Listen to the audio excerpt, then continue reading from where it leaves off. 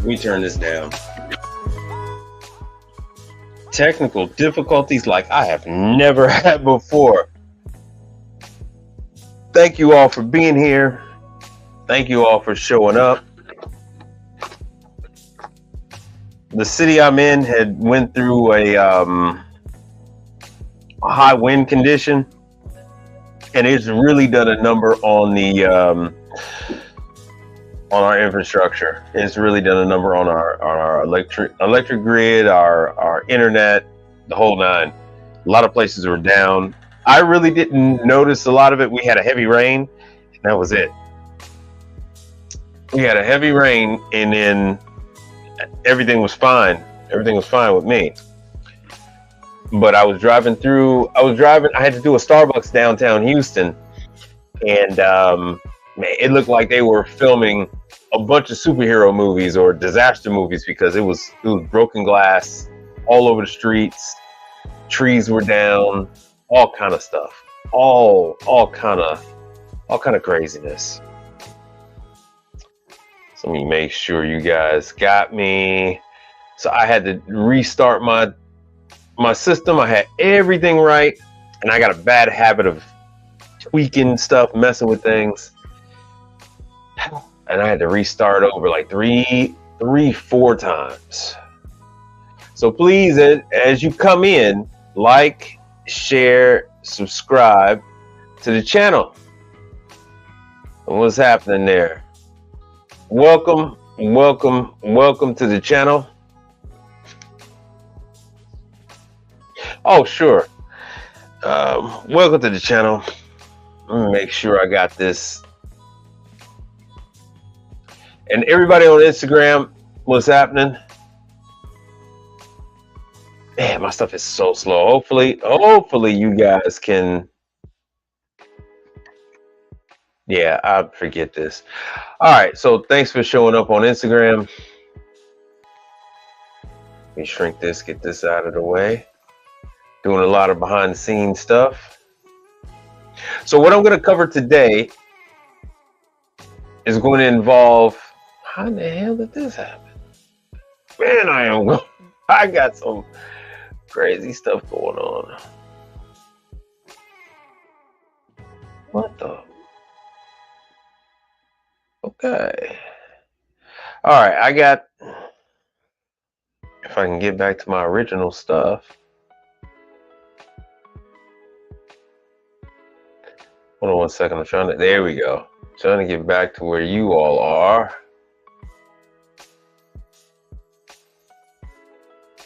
Bear with me. Cutting through. So anyway, I'm trying to give you guys. I'm actually going to talk about more than just this too, but I'm going to talk about Cooler Depot and I'm going to talk about Vevor. As usual, when I try to introduce you all to a manufacturer, distributor, a brand, I try to reach out to them first, and I'm glad I did because the gentleman that is handling all the dispatch and signing and onboarding, he's new to the company, so he had no idea I even existed. For a while he thought I was like a telemarketer. He thought I was like some kind of appliance. Oh man, one of those referral companies. Man, I am closing out a whole bunch of stuff. So let's see what we can get here. Somehow I ended up not on my right screen. This is fun. Fun times. Bear with me. I am going through some technical difficulties like never before.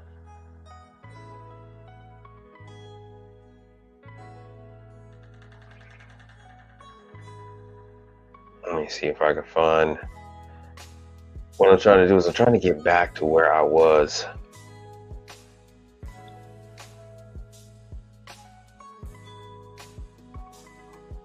Damn.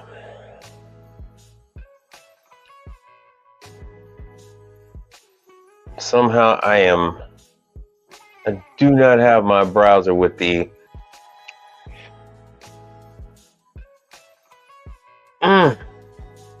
technical difficulty. This is Friday. So this is what this is all about. This is Friday. I have no control over my screen. Ah, there we go. No, it's just Instagram. Ah, perfect. All right. Sorry about that. Thanks for being here with me. Now let me see what you guys had. Ah, good evening. Happy Friday. I'm just gonna have to put on these damn reading glasses. Jay Riddick, what's the word? What is the word? My name is Mike Reed. I'm an appliance repair technician. Been in the business since the early 90s. And now I am at the point in my life where I am telling people who are new to the business, who are already trained in appliance repair, but are looking to transition over to the commercial side of things. Let me see here. Yes. All right, hopefully you guys, all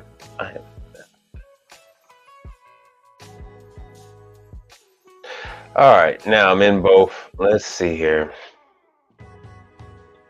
So what this video is doing today is I'm going to introduce you to a couple of brands. I was out working with a well-known chain, a drink concept. And I ran into a couple other technicians that were there doing a quarterly service, and they went and educated me more on Vixo. Oh, let's see here. So we'll be able to talk about. I'm going to talk about that Voxo. This is the same one people had asked me about earlier, maybe about 6 months ago, where they were calling you guys, asking you guys to work on the machines at Starbucks.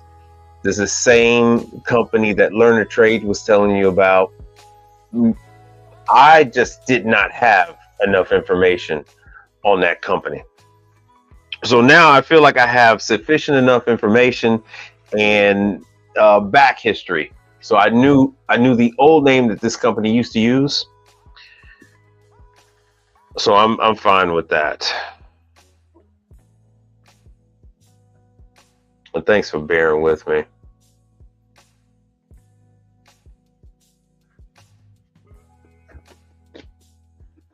Let me start to share some screens with you. This is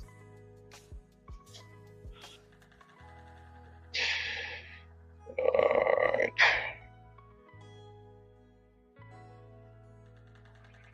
Oh, this is wonderful. Hold on a second, let me remove this. Let me add. I am having a day.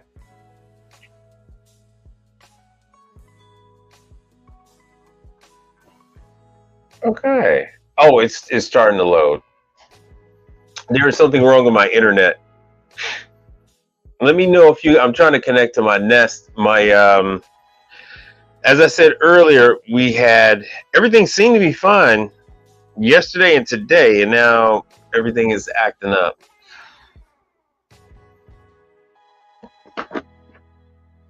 Let me just type in this information while this thing is freaking loading. This is nuts. I'll show you this one. Let me show you this one. This is everything I'm telling you about. You can find on YouTube. So let me go here.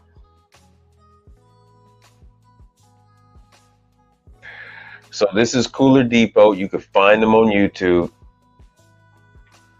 When they first started, I had to tell the guy that's currently working for them, I had to explain to him how that company actually got started. So I guess while I'm waiting on stuff to load up, I can explain to you all who they are and how they got started. It was just a company who imported appliances from China. And then they had the stuff imported from China. They were able to slap their own name on it. When you import items, whether it be from Mexico, Europe, or from Asia, you are the one responsible for all the warranty concerns and needs. You're the one responsible for parts. And so that's what they have. They are responsible for all the stuff that they're selling on eBay, all the stuff that they're selling on Amazon, and I think they might even start selling on Home Depot. So let me see here. Let me see what I can get. So they're selling let's see here. Yeah, since this is still up. So this is Cooler Depot. This is the guy that used to be there, Victor. Right? So if you just go to Cooler Depot, you'll see what I'm talking about. So they import everything as far as the furniture for a restaurant, tables and chairs, the stainless steel desk, wok cookers, everything. They actually started out by just doing the refrigerators. That's why they're called Cooler Depot. So they started by getting shipping containers full of refrigerators and freezers, and they were selling them on the market. But none of the big companies would deal with them. See, here it is, Cooler Depot. There's the stuff from China. So they have walk-ins, they have all of that kind of stuff. They're actually, I gotta get rid of this music. They're gonna there we go. Yeah, YouTube will cite me for it. So they bring all this stuff over. It's essentially, some are the actual manufacturers that are making for well-known brands, and others are just factories that are copying well-known brands, and then they're shipping them over here. Let me make sure you guys can see. And then they're shipping them over to the United States. They're selling them. Let's see if I can pull up some of this stuff there. Let me show you the prices.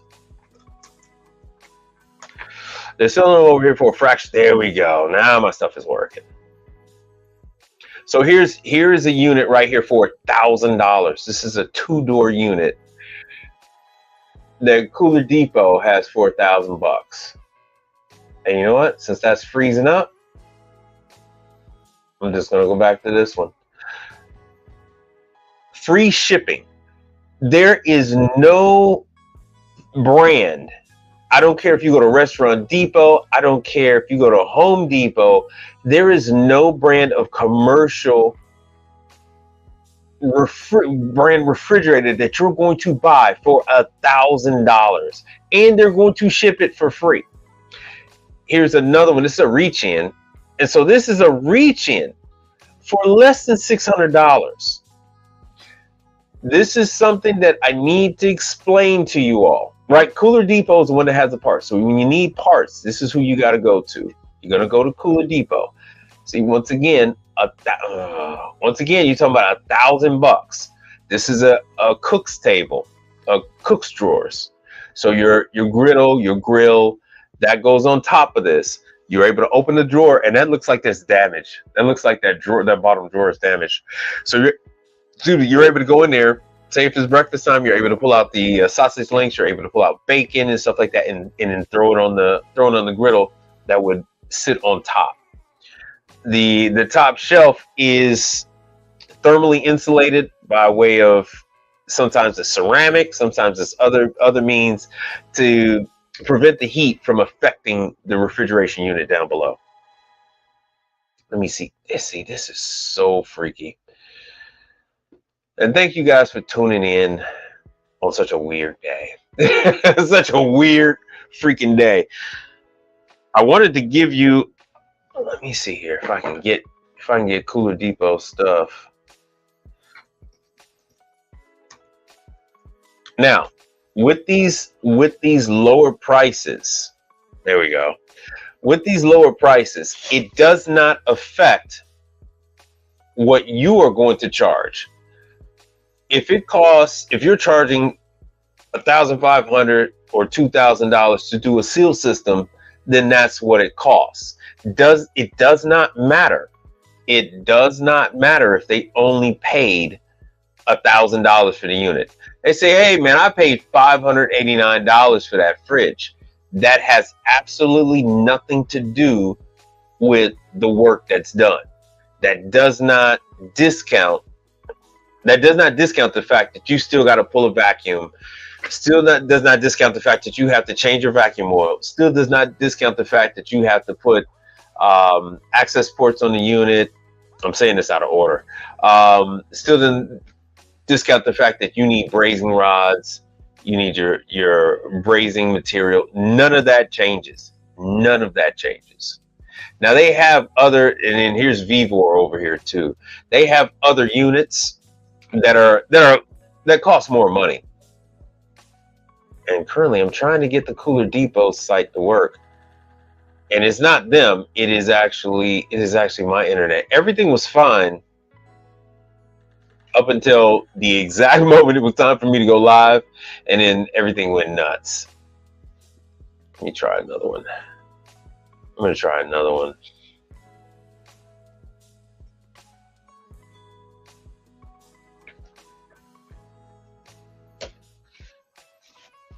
Yes. All right. So this is what we're going to do. I am going to switch over. All right. So you need a Dixel controller with the terminal male connections on the back and the frost symbol on the front. Where should I go to buy it?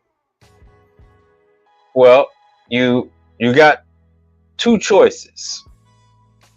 Let me make this big. You got two choices. One, you buy it from whoever supplies parts for that unit, or two, you go and get a universal Dixel controller. Now, if you get a universal Dixel controller, now you have to program it. So you're gonna have to make some choices. But you always go with who. If you go with ordering according to what brand you have, you give them the model and serial number and tell them you need a new controller, then that unit is going to come programmed for that model. So the defrost times are going to be there. Everything's going to be there. You don't have to worry about that. But if you buy a universal, now you're going to have to program it. So all depend on what your skill level is. Let me drop that. And I'm going to have to switch on over to a different tab. The COFO. All right, when you get a new customer, do you quote them for the job repair to do or by the time spent? That's a good question. So, there we go. Bam. Now we're cooking with gas. Now we're cooking with gas. I'll show you. Oh, you gotta be kidding me. I got it on my screen, but you can't see it. All right, so here's what we got here. So when you get new customers, now that's exactly it. For me, I do completely different. I can go in and knock out a job in a few minutes. So I'm going to quote them by the job. If you quote them by the job, you're going to lose. You want to quote them by the amount of time it's going to take to do the job.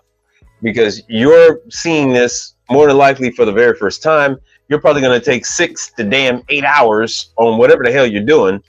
So you're going to charge them by the hour. You, at your level, you're never going to quote them by the job. I'm going to quote them by the job. I'm going to get in there and I'm going to get the same amount of money that I would do by the hour, but I'm going to do it within 30 minutes. And I'm getting the hell up out of there. So, but you're not going to do that. You're not at that level. Oh, there we go. We got action. We got action. All right. So now, yeah, you got to call Dukers. So all you got to do is call Dukers, and then Dukers will sell you another controller. Oh, let me see here. Let me see here before I get sidetracked. Let me see here. We'll come back. We'll come back to. Hopefully this won't mess up. Hopefully this won't mess up. Let's see here. Oh, I'm spelling this wrong. Dixel controller. Oh, I meant to say universal. Damn it. All right, let me see here what we got here. Oh, good. You can see. You can see. So, and I'm actually going to have to take myself out of here. Let me take that down just so you guys can see. Now, on the Dixel, there are so many different Dixel controllers. This is this the universe? Don't go with none of this Walmart stuff because I don't know if that's a scam or not. I have no idea if that's a scam or not. So all this is programming for Dixel. Let me see here. Dixel Universal.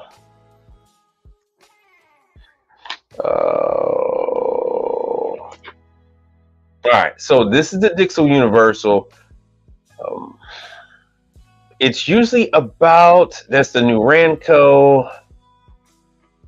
It used to be about, what the hell is it? That's the Emerson one. That's 189. This is typically about what the Dixel Universal is going to run you. Yeah, the Dixel Universal is typically, here we go, like this.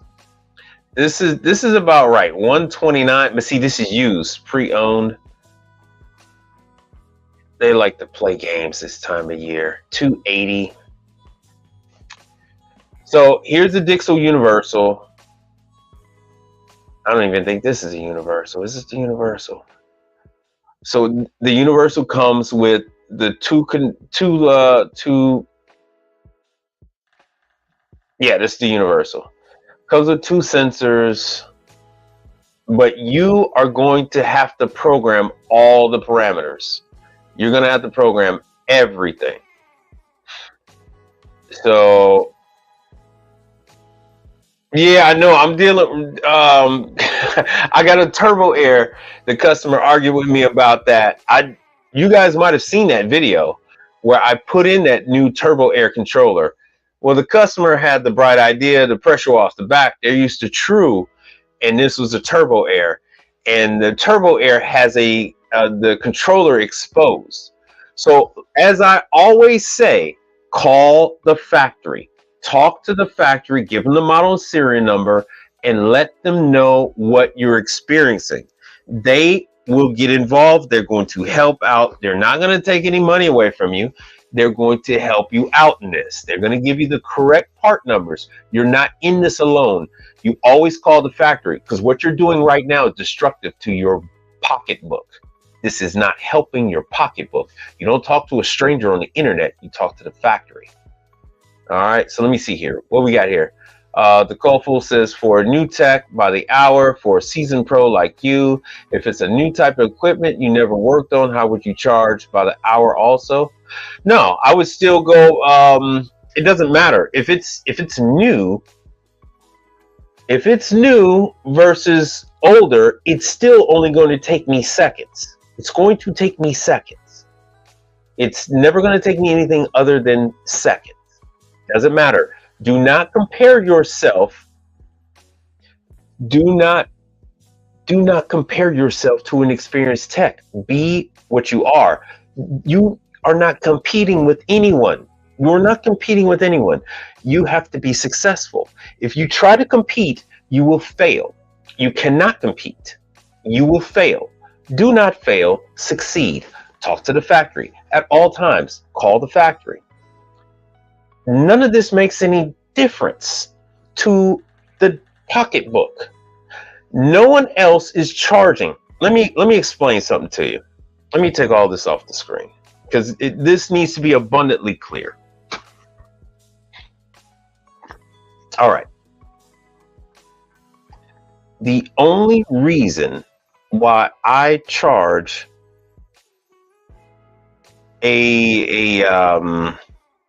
differently than the other companies is because I don't have any employees. I must get to as many of my clients as possible, only for the reason of keeping my clients content. There is no other reason for doing a clustered pricing. There's no other reason for that. You charge for every second that you are working. You charge for every second that you are going to go and pick up parts. You charge for every second. Every second you're charging to that customer. The only time you're not charging is the time that you're done with that customer and you're leaving to go home, or you're leaving to go to another customer. That is first and foremost. This is why I do not talk about money or billing or any of this other stuff, because everything I'm going to tell you, anything that I do is going to be detrimental to you. You should not ever do what I'm doing. I'm never telling you to be like me. I'm never telling you to have what I have, go where I go, do what I do. I've done this since I was 15 years old. It's extremely foolish of you to try to emulate what someone has done since pre-adolescence. That's not advantageous to your business. That's not something you can scale. I had the opportunity to sell a company, but I could not sell a company because I don't have anything to sell. Why? Because I don't have any employees. If I charge by the hour, it would be easier for me to scale up. I don't charge by the hour. I go out. I'll give you for instance. Let's see how we're gonna do this.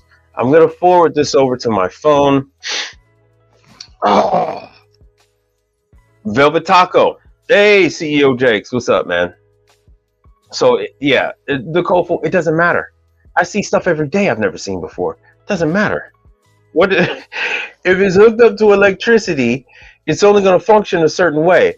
If it uses refrigerant, it's only going to function in a certain way. If it uses gas, it's only going to function in a certain way. I'm not dealing with the space-time continuum. I'm not creating a time machine. This is all conventional stuff. It does not matter.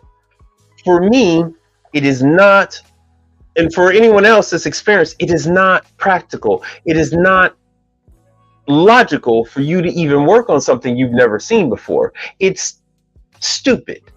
It's stupid. It is detrimental to your bottom line to work on something you've never seen before. It's dumb. Why would you do that? How are you going to monetize that? How are you going to make money?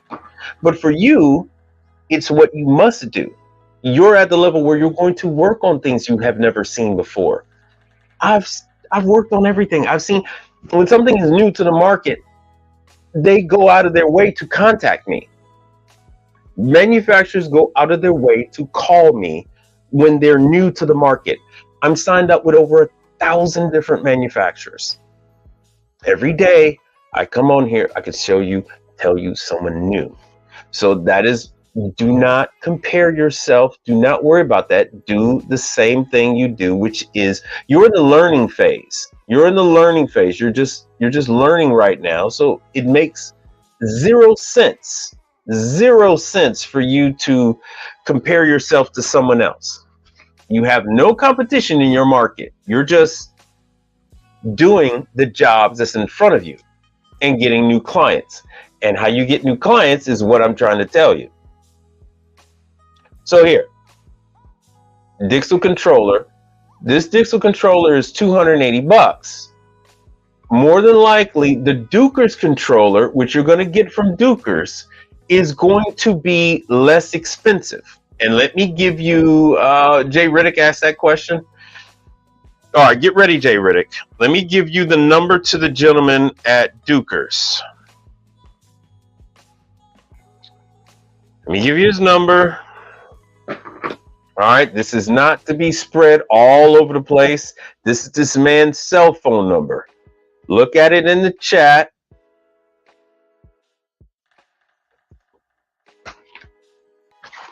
What difference does it make? Look, Nicole, what difference does it make?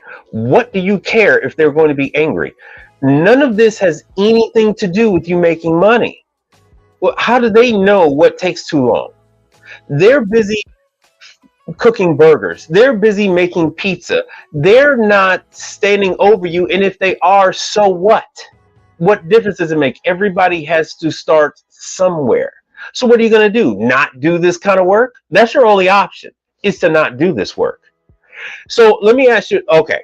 So if you do a job like I do, and you're only in there for 30 minutes, how do you justify your charge? How how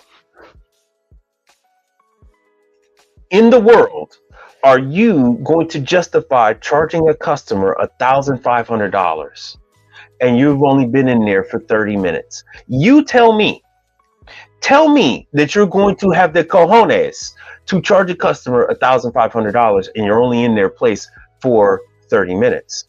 How are you going to do that? What are you going to do on that flip side? Now, first of all, you're never going to do a job in 30 minutes. You're years, if not a decade, away from doing a job in 30 minutes. You don't even know what the hell these damn things are called. You guys don't even know where to get parts from. You're worried about things that don't exist, things you're never going to run across. You're not even, this is wasting your time. You need to focus on how you're going to get a client. You're worried about pissing a client off. You don't even have a damn client.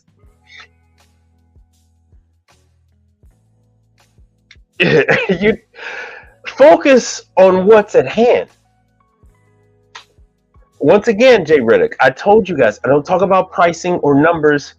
You need to figure out what, like I said, what your costs are. Now, what is the shipping going to cost you? What are you charging for shipping? All of that needs to go, either you're going to add that onto the cost of the part or you're going to make that separate. There are things that come about when you add the cost of shipping separately from the part. You have all these different things. Now, don't spread his number around all over the internet. That is just, if I start to find out that people are getting annoyance phone calls, I will not put out this type of information. So keep that. That's for you on just that Duker situation. Each one of these things, as you contact me, I will I'll give you the surgical information that you guys need. Let me see what the hell's going on Instagram. Yo, what's going on? Oh, we got a nice number of people that came through. Oh, nice number of people that came through. Thank you all for coming through on Instagram. So yes, that is that gentleman's number. You can call him on Monday. He is the end all be all on Dukers. He is the end all be all on Dukers. You can ask him about the markup, not some random strange guy on the internet. All right. So that is what you should do. And the Kofo, no man should ever be scared of any damn thing. All right. Just keep that in mind. That's not a thing. That's not a thing. If these are concerns of yours, you're probably gonna have to just, stay where you're at. You must be deliberate in your actions, right? And I'm not some guru. I'm not some, this is how you do it. I stay away from the tech stuff. I stay away from this is how you do it. I stay away from, every tech should have this and every tech should have that. No. Everyone here should already have the skills necessary to fix everything in that background. Every technician that's watching me should know how to fix that chef's table that's right there. The drawer's right there. That's the refrigeration. Every tech here should have the skills necessary to work on that fryer. That was a simple fryer. Every technician here should have the skills to work on a grill. That grill is no different than a Lynx grill. That grill, actually, a Lynx grill is more technically advanced than that grill. Every technician should have the skill to work on that. And in this stock pot right there, there's a range on top of that. So you said you had a bad experience with retail customers screaming, "I was a thief," because you took 15 minutes to repair something. Exactly. So if you're running around, first of all, there's nothing you're going to do at this level that you're going to fix in 15 minutes. you're ways away from that. So people can scream all they want to, right? So it's up to you to either undo what you've done and say thank you very much and you walk away, or you stand your ground, you charge them, and you sell them, hey, look, I have insurance. I had to get the training. I had to have parts, everything that's involved with that. Which is why you're not supposed to run around like a moron, say, "Oh, I'm supposed to charge $100." You have to know why you're charging $100. You have to know when you get a question like this. You have to know what your cost of business is.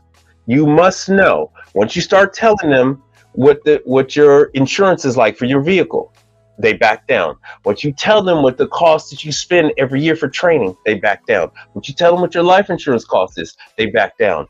Once you tell them what you spend on advertising and all that kind of stuff, they back down. Right? Yeah, the price is the price, but those kind of people assume that you have no skill. And another thing is when people start to say, throw around discounts and all that kind of stuff, when you're desperate for a job, I don't never take a job when somebody you're doing some kind of discount and all that kind of stuff. Those are the people that you do not service. Some people are scumbags, and you should never give them service. You should let them fail. They will find out soon enough that they're getting tired of spending $5,000, $4,000, $3,000 every time they have a client's problem, that they have to pay you, right? They need to pay you. That is what it is. Grow a spine, get a backbone, learn what your cost of doing business is, and go to work. It is what it is. All right, what do you think about trying to start a business doing mostly commercial appliance repair, but while working a full-time job? That is perfect for this because commercial, you typically can do commercial around the clock. Most restaurant cleaning, all restaurant cleaning is done while the restaurant is closed. Deliveries are accepted when the restaurant is not open, early in the morning or late in the evening. Like I said, the cleaning crew comes in late night, anywhere between midnight and 5 a.m. Midnight and 4 a.m. 5 a.m. is kind of cutting it close. So that is what it is. I'm going to address the rest of your stuff too.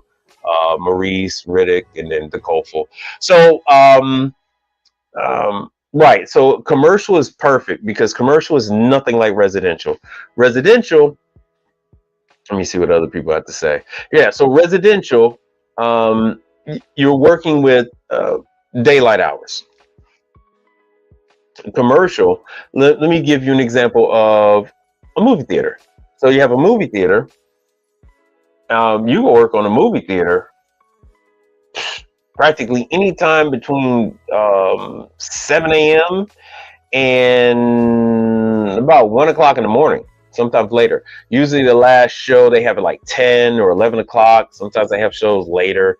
So by the time the movie ends, if they have an 11 o'clock show, 11, 12, 1, so the movie is done by midnight or 1 o'clock. And then usually the employees, if it's done by midnight, the employees don't get out of there till about 1 o'clock after they finish cleaning up the seats and the kitchen and the concession area and vacuuming the front and all that kind of stuff. So you have all day to get into these places and early morning to get into them if it's a movie theater. If it's a gas station, that's open 24 hours a day. You can go anytime. If it's a hotel is open 24 hours. You can get in there anytime.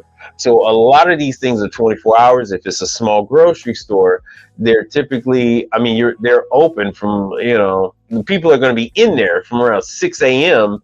up until 10, 11 o'clock at night. And usually they're going to be in there later if they're stocking and all that kind of stuff. And then the cleaning crews come in as well.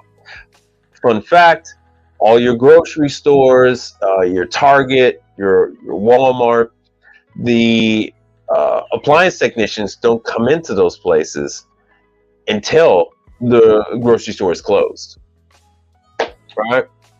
So that's the deal with that. All right. So Maurice says you found that the commercial customers want you there in the morning or in the afternoon, which is hard while working. So you need to get other customers. It's not about what they want. If it doesn't work, it doesn't work. You must go out and acquire other customers that are going to mesh with your schedule. Let me see if this. The Wi-Fi is working. Hold on one second, because it is a little warm in here. Oh, my Nest. The internet just knocked everything out. I gotta re-sign in with my Nest. Yeah, something is going on. Hopefully, you guys are seeing me okay. Right. So Jay Riddick says on the other stuff where you had the bad experience with that, yeah. Jay Riddick says the price is the price. So I'm a firm believer in being upfront with pricing. You let them know, hey, look, this is how long is it gonna take? Hey, look, I don't know. Once I get into it, I know, but this kind of thing, you're looking at 4 hours or so, whatever the case is. If they deal with a big time company only does two. Those guys are doing 2 jobs a day. So they're spending at the minimum, because they have a 4-hour minimum. The large companies have a 4-hour minimum they go out.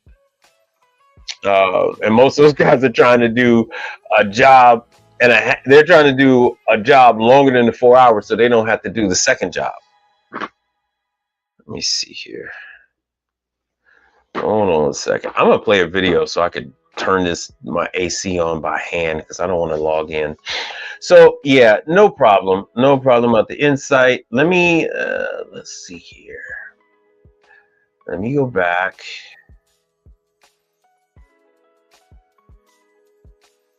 Let me stop this other screen and let's share. Let me go back to sharing some videos. Let's do some Cooler Depot. I don't want shorts. I want a regular freaking video. These videos aren't long. This is a 5-year-old video and everything is so familiar, so freaking familiar. So here we go. This is only 2 minutes. And he doesn't have any music, so I showed. Oh yeah. I'm going to demonstrate our brand new stainless steel 72-inch under-counter freezers. Like I said, the length on this one is going to be 72 inches. Go ahead and just give you a measurement. 72. The depth on it, you're going to be looking at about 31.5 inches of the depth, and it's going to stand at about 36 inches high, 3 feet. As you can see on the bottom, it has wheels, casters, so you can move it around, easily move around. It has 3 doors over here, 3 open up doors that automatically close on themselves. So it has 3 doors. Let's go ahead and show you the inside. You can see the label inside right there. It has an ETL certification. All the information on the freezer you can check out right there. Now let me pause this. This also comes with an operator. Let me pause this. Knowing what I know now, yeah, there it is. This is Dukers. There it is right there. This video is from how many years ago? This video is from 6 years ago. 6 years ago. Oh, let me see if I can make it bigger for you guys. This video is from 6 years ago. So remember, this is what I told you all. Make that sucker bigger. Dukers. This is from Dukers. This video is 6 years old. I've explained to you before, hey, look, they're buying these items from other manufacturers. That's why I don't call these people manufacturers. These are brands. They buy from other people. So they bought this from Dukers. Dukers does not supply the warranty on this. Of course, this unit is 6 years old. It's probably not even in service anymore. But this unit is 6 years old. If you were to call up Dukers, you're gonna give them the serial number, and Dukers gonna say, "Hey, look, you gotta call Coolers Depot. This is under them. But hey, you want a part? Here's the part number. Blah blah blah. So you got two people. Dukers is gonna have parts because this is under Dukers. Parts Town is gonna have parts, and then Cooler Depot is going to have parts. Let me back up. Let me show you guys again. So remember, Cooler Depot. There you go, right there. Cooler Depot. Cooler Depot. Let me see if I can shrink this again. Cooler Depot is selling units from Atosa, Everest, Dukers, and all other manufacturers from Asia, but they're doing it under the Cooler Depot brand, right? And sometimes in cases like this, it's not even under their brand. It's still got the Dukers label in there, but it will have a Cooler Depot sticker somewhere nearby. And I'm looking at the construction. I'm like, right there. Familiar. This also comes with an operating manual book. So any information you might have on the freezer, you can check out the book, and it's so you see, there's nothing for you can see on the bottom. It also has a thermostat. There's your controller panel, and it has an on and off button right here as well. The brand on this unit is going to be our own brand, Cooler Depot. Yep. That's the difference between a brand and a manufacturer. Coolers is a manufacturer. The brand is Cooler Depot. On the back, you'll be able to locate the plug right there. R290. And matter of fact, I have a unit like this. I have to put an evaporator 110 in. Plug. The plug will be on the back. You can also locate the compressor. All the function on the bottom will be there. It is, like I said, stainless steel. So what you need to wrap your mind around is the fact that anyone with enough money can buy a shipping container load full of appliances from around the world. They just have to clear it through customs. What comes in that shipping container will be 1% parts. So whatever they order, they'll give them between 1 and 2% of whatever they order. They're going to give them parts. So in that shipping container that had those refrigerators and things like that, they give them Dixel controllers, they give them compressors, they give them evaporators, all that fun stuff.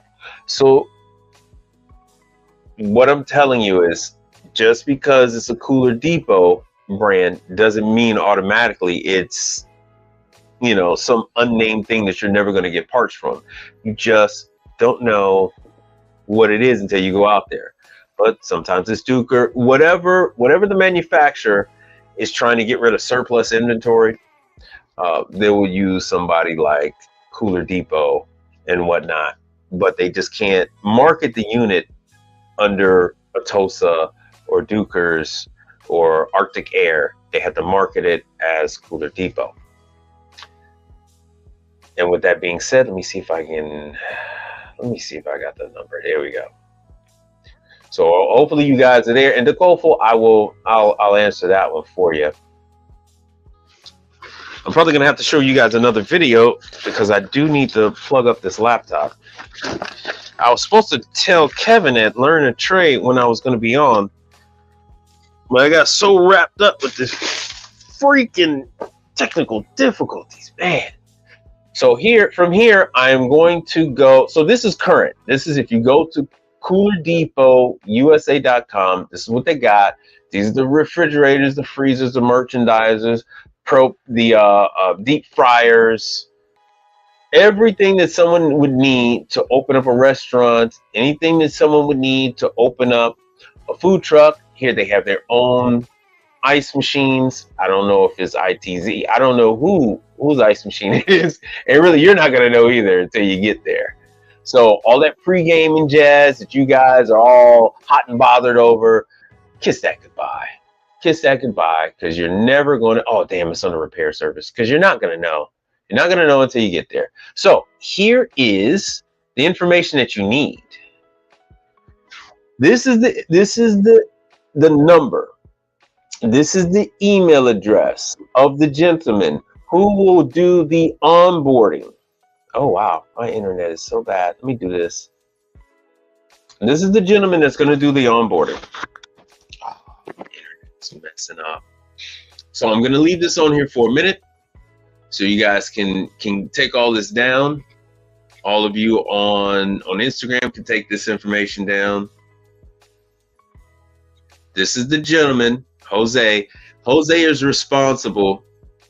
Oh wow, my internet is really slow. Jose is responsible for finding service technicians that will take the referrals. They only provide a 1-year warranty. Let me take myself off altogether. That's nuts. They only provide a 1-year warranty.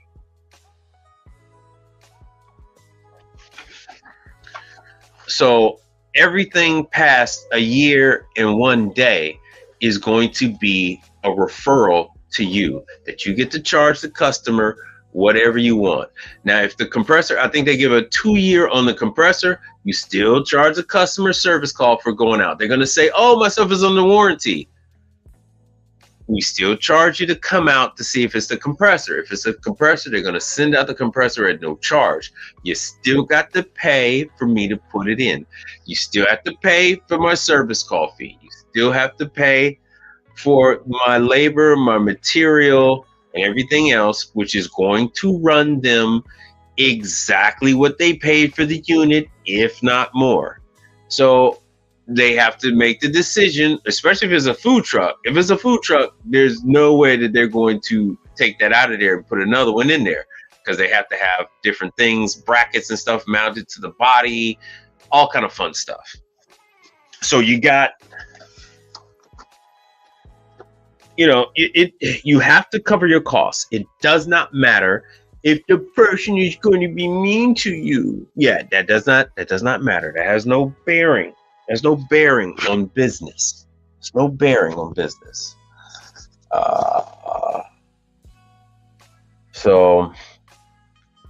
What the COFL says, can I explain the different type of commercial customers and the pros and cons of each? For example, convenience stores, which I already said a little bit earlier, grocery, restaurants, nursing homes, and hospitals. So yes, we'll get into that. See, that's going to be like a reoccurring theme. And that's nice that you know what? I never got a trial period with Igniter Labs. That is nice. So I appreciate them giving you guys a trial period. That's pretty nice. While I'm doing this here, let's go to Vevor.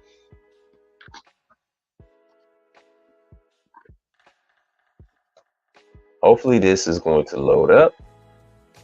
Bam. All right, so here is Vevor. So this is the next one we're going to talk about. Now, Vevor is going to be, I really got to give you the information. If I don't give you the information, it's really difficult to find this one.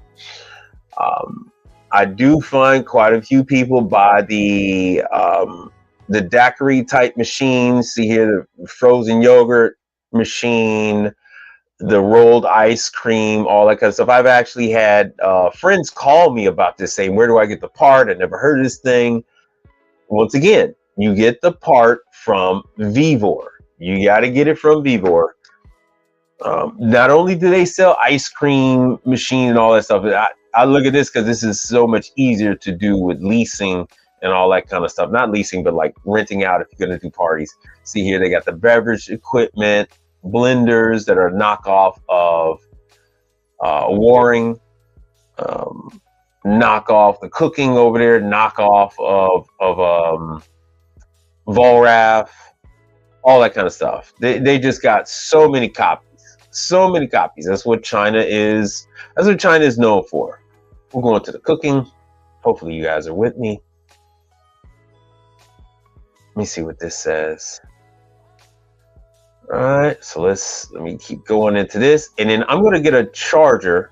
And then when I get my charger for this laptop, I'm going to provide you with the information for Vevor, and then we can get back into some of these questions, which this is not what my channel is about.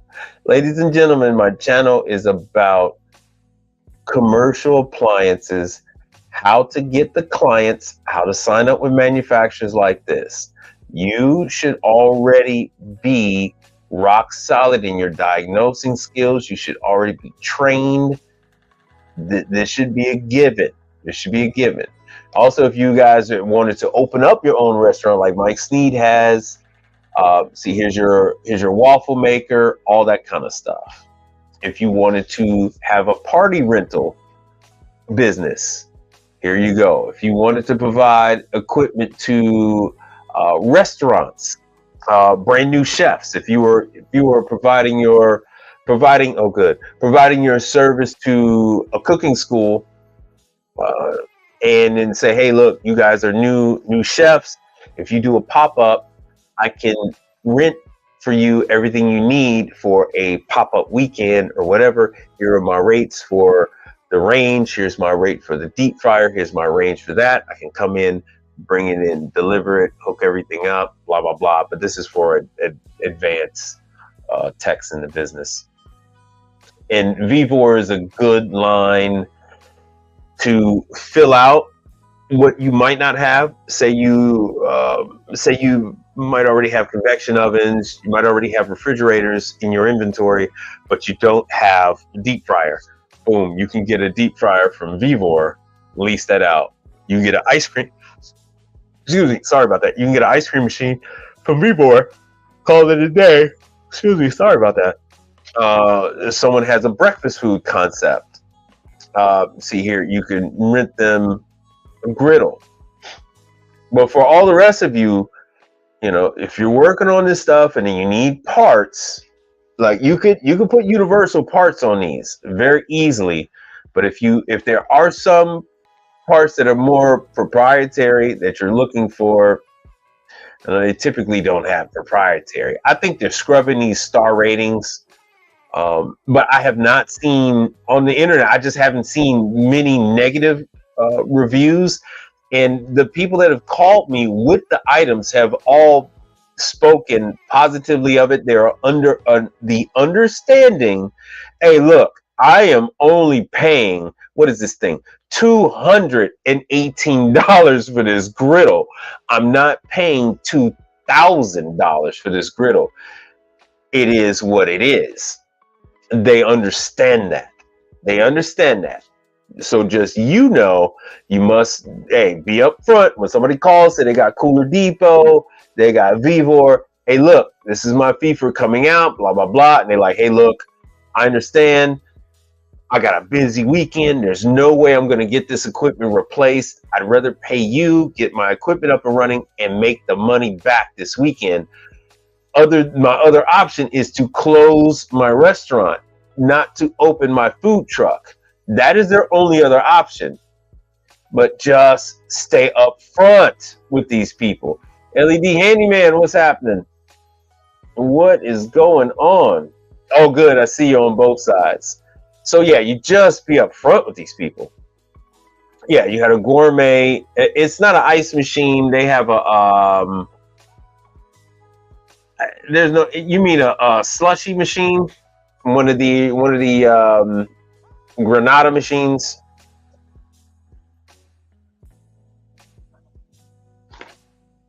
The Ultra 2. Are you speaking about these? Is this what you mean? Let me make this a little bigger. So are you talking about these? Bun is very big in this. You'll never, not never, but you're not going to know that what you're looking at is a bun. Hey, you're not going to know that what you're looking at is a bun because there's going to be another label. Right. So there's going to be another label. Bun is the #1 supplier of these type of machines. The #2 is a company out of Italy. But what you have, let me show you.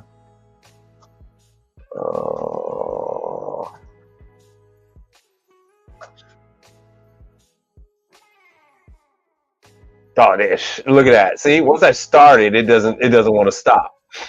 So here are the ones under Vevor, which I do get calls quite a bit. And the reason for that too is because now people can buy them from Home Depot. People can buy the freaking unit by Home Depot under the Elmore name, whatever the hell those other names are. Elmore, the Vevor, Cooler Depot, they're all selling these. And so from time to time, people have problems.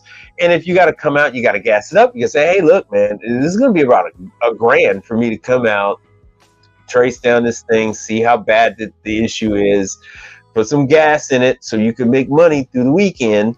And they will make money. They're going to, if you charge them $1,000, they're going to make $1,000 off of that slushy, especially if there's alcoholic beverages in there. They're going to make $1,000 off. Do not ever feel sorry for these people. It is what it is. If they have a leak, it's because they didn't clean the condensers. If they have a leak, it is their fault. So this is Frazzle. Oh yeah, I got to run out there and get this thing. So this is Frazzle. So this is what these people do. The people that make the syrups, they then need a manufacturer. So Frazzle, once again, is a brand. They have to go with a manufacturer like Bun and the rest of them. And then Bun will give them what dimensions the label should be. And then Frazzle and all the rest will do the marketing. See, it's a bun. It's a bun. These are a bun. This is a bun unit. When you go and look at the side and all this stuff, it's a bun. So it's not just Frazzle. Jolly Ranchers has some that are made by Bun. Jolly Ranchers. Icy has units made by Bun, and on and on and on. So hold on one second, good people, and I'm going to let you look at this deliciousness while I go ahead and go out to the truck and get a charger. And I've been talking all this time. I might as well, let me take this. I'll leave the question thing up there. Let me see here. Let me see if I want to put this on something else. So there are, that's why I say I work for tons of brands, because you could be working on the same equipment. It's just different names. And then they might even have different options depending on how big of a customer that they are. Depending on how big of a customer that they are. All right, so that I'll be right back. Take all that in.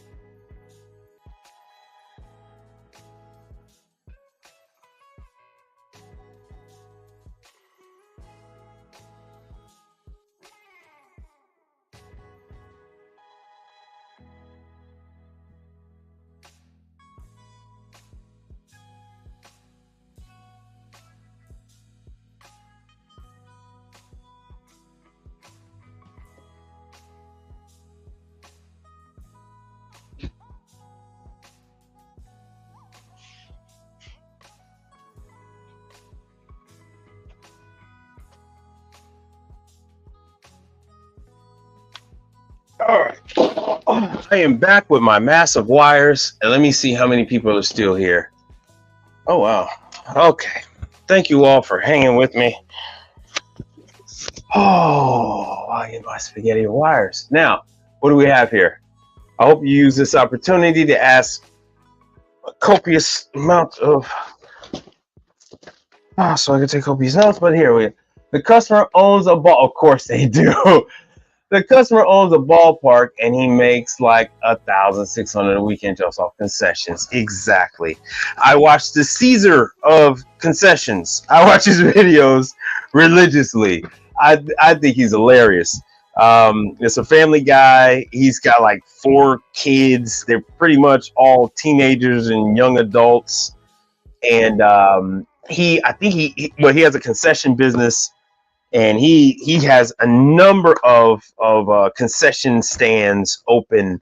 He does let me let you guys see me. He does the schools and universities and all that kind of fun stuff. All that. Oh, there's my charger. All that jazz. So now you got the chance to see some of this inside baseball. So that is. Let's see if we can go back and not mess up the internet. It looks like the internet kind of straightened itself out. So anyway, so we're back to the Vevor stuff.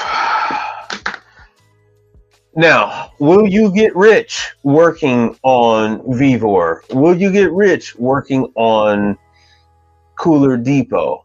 No, of course not. Hell no.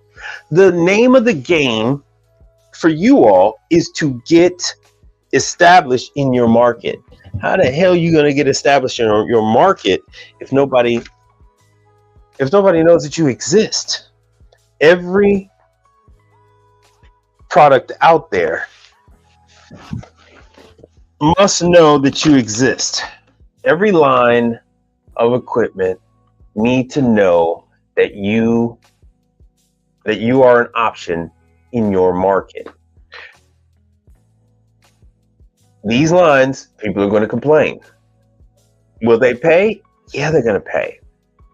Other than that, they have to order, they have to wait. These things aren't in their city. They're going to have to order it. Say if they make $1,600 a weekend.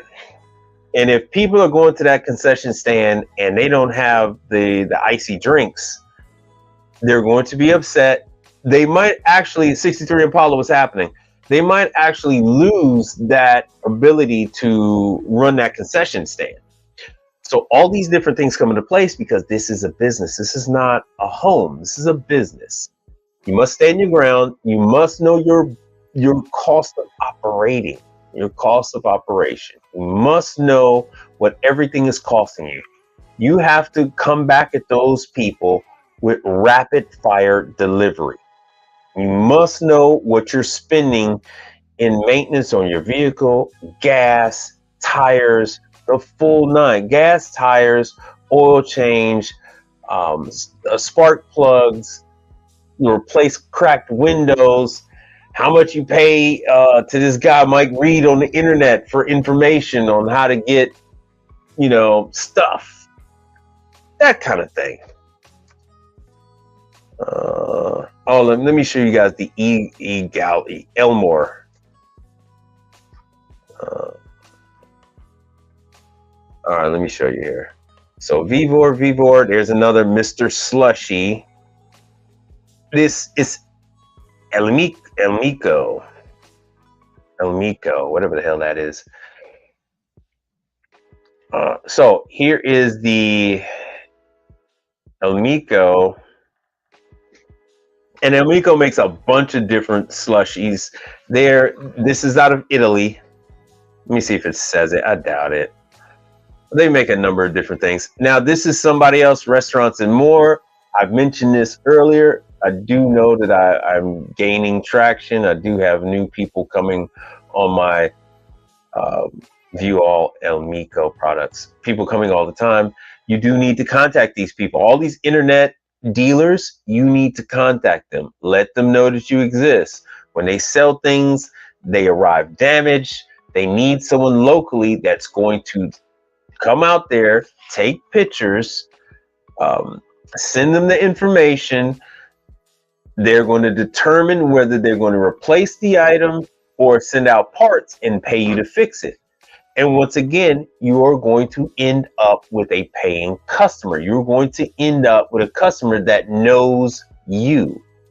You're all they're going to know. You're all they're going to know, especially with all of these that you're looking at. These are entry-level restaurateurs. These are people that this is their first time entering this type of business. More experienced people, generational restaurateurs.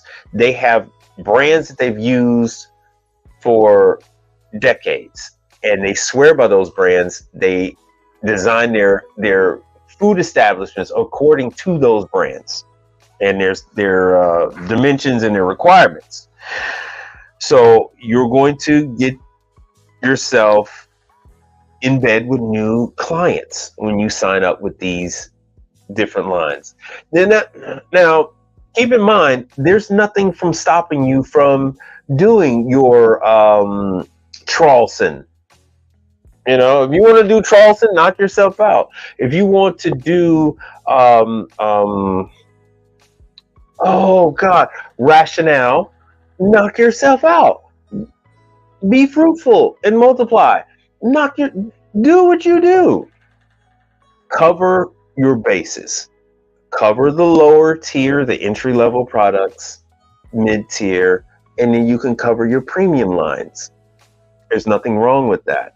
This way you're being fed work through all avenues. All right. What kind of clients purchase appliances from Costco? I don't know. I don't know. Usually cheapies. Usually cheap bastards buy through Costco because you can only get, all right. So Enfrico is sold through Costco.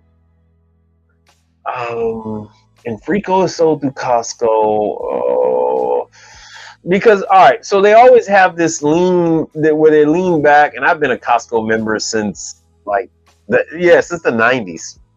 Since I think I've been a Costco member. My family's been a Costco member since I was 16 years old. So that's 30 years. Or I guess this year it'd be 31. So Costco members always lean on Costco because now with the commercial stuff, it's a little different on taking it back. But Costco members are, the only way that you're going to get a Costco member is through letting Costco know that you can take care of their customers. The only way you're going to get a Costco member is by signing up with Enfrico. No. Onera. I'm sorry. Onera is selling their product through Costco. That's the only way you're going to get a Costco customer is signing up with Onera. So let's go back. Hold on a second. Let me do this. So as you see, these things are not cheap. $1,300. I was looking in the store today, and a regular, since you guys like Samsung,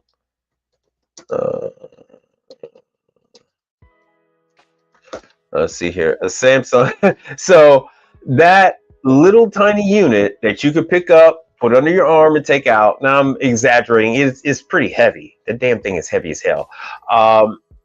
It costs more than this Samsung fridge right here, right? And I know how you guys go all goo goo gaga over, oh man, I do a compressor on that. Well, guess what? That unit, let me see here. That unit is, these are like 1,300, 900, $2,299 for a Haka slushy machine. So there's money there. It's quite a bit of money. Oh yeah, you guys can't see that, damn it. It's quite a bit of money there. You saw Ashberry ice machines, but that doesn't mean anything. Let's look up Ashberry.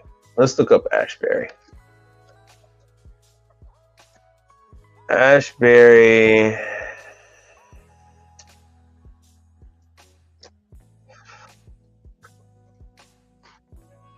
Oh, I don't know why it's doing that. Hold on.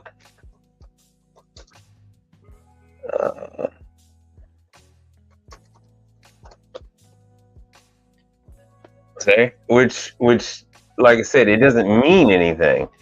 So what they do is, if you're going to sell through Costco, if you're going to sell through Sam's Club, you're going to create a brand that you're not going to have to worry about competition Yeah, you're not gonna have to worry about competition with the pricing.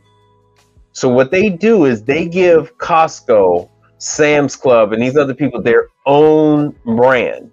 So this way you're not going to see it online. But that Ashberry could very well be, yeah, that Ashberry could very well be made by Bun. It could be made by Manitowoc. It could be made by Istro. Because you guys know I've talked about Istro.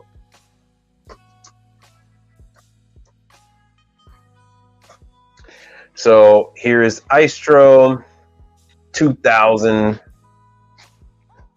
There's the Istro $2,690. Now Istro makes the machine themselves. I've had training on it. One of you actually attended the training with me here in Houston. That was nice. So they have their 3-barrel machine is $3,590. Oh, you guys can't see this. Damn it. Sorry about that. All right. So this is Istro, $2,690. It looks just like all the rest because they're all using similar components. And this is the 2-barrel for $2,690. The 3-barrel is $3,590. Now let me go back. So anything, like I explained to you earlier, a brand is only a label. Just like I wasn't planning on showing you that Dukers was supplying not Restaurant Depot, Cooler Depot. That had completely escaped my mind that they had that deal at one point in time. Do they still have it? I don't think so. I don't think they have that deal. They could, but I don't know. And so Costco, Sam's Club, Home Depot, Lowe's, all those kind of places, they have these different brands. These units are being made by an established manufacturer in a foreign land, and then they're selling them. So Costco and Sam's Club, Home Depot can collect those dollars, right? They have credit cards that their members have that they would like for them to use those credit cards with them. So don't use your Costco credit card don't go to Home Depot. Use your Costco credit card here. We can provide you with commercial appliances, and we can provide you with the food for them. So Costco is another one. They're like, hey, look, we have everything you need. Coolmore. Yeah, see, that's what I'm saying. You can go all day. What the hell is a Coolmore? It's an ice machine? Oh, yeah, Lowe's. Okay. So interesting. That is interesting. Oh, and they're selling it at Home Depot. They're selling it at Lowe's and Home Depot. So once again, there's Costway. Once again, you can't get it. You can't get this stuff at Marcone, at Partstown. And now look at this. What does this remind you of? Who here? Look at that. Wrap up. What the hell is this? Norpol. Now let me tell you guys about Norpol. Now, who does these controls remind you of? Anybody who's been following me, I don't know if you guys saw the video I did. I got a call out from that one manufacturer and I had to go in that nail salon and take a look at that ice machine, and they had the exact same controller. I just forgot that manufacturer right away. I forgot who the hell they are. So yeah, you're when you guys ask these irrelevant questions, such as, now I appreciate your questions, but some of these are kind of irrelevant, like what's the best brand and all that. It doesn't matter. If somebody's calling you with a roll pup, what difference does it make? You got to go out. They have to pay you to find out what's wrong with the unit. Maybe there's going to be a phone number there, maybe not. What the hell a roll pup is?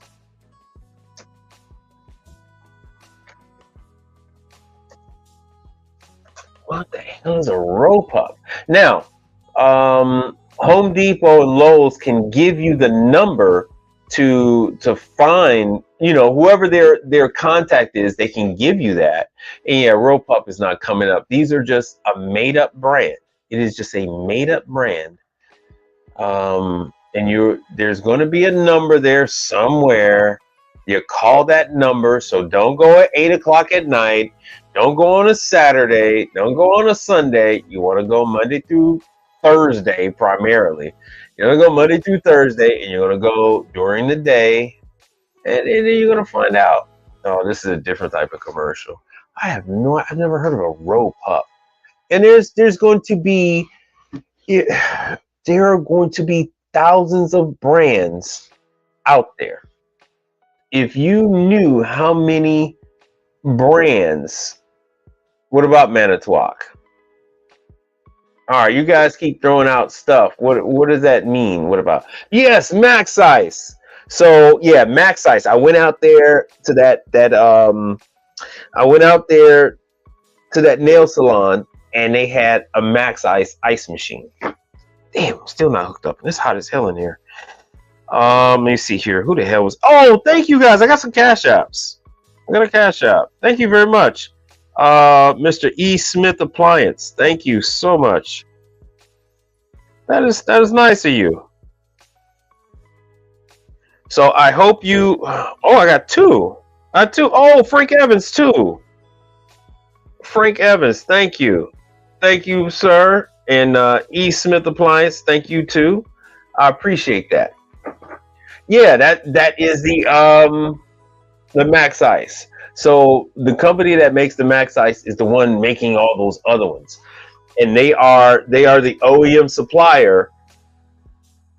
And there are easily 30 different companies out there that are just brands. They're just suits. They're people. They're white collar salesmen. They are salesmen. Oh, guess the controller. Right. Max Ice. So they are, and the controller is not Manitowoc. Manitowoc doesn't have controllers like that. Let me show you what a Manitowoc controller looks like. Manitowoc controllers are highly developed. Those other ones are not. Let me show you Manitowoc Ice. Let me show you what a Manitowoc controller looks like.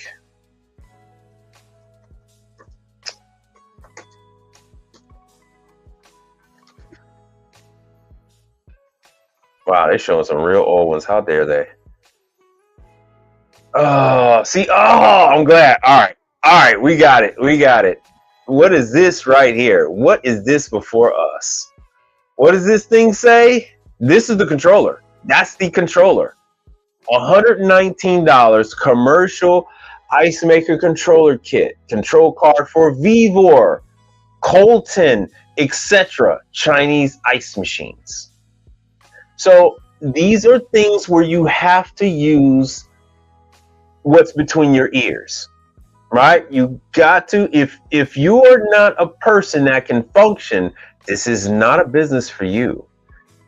You have to be a fully functioning business person, right? This is not going to work. If you need to be told what to do, I suggest you look elsewhere, because you're going to put yourself in a severe disadvantage.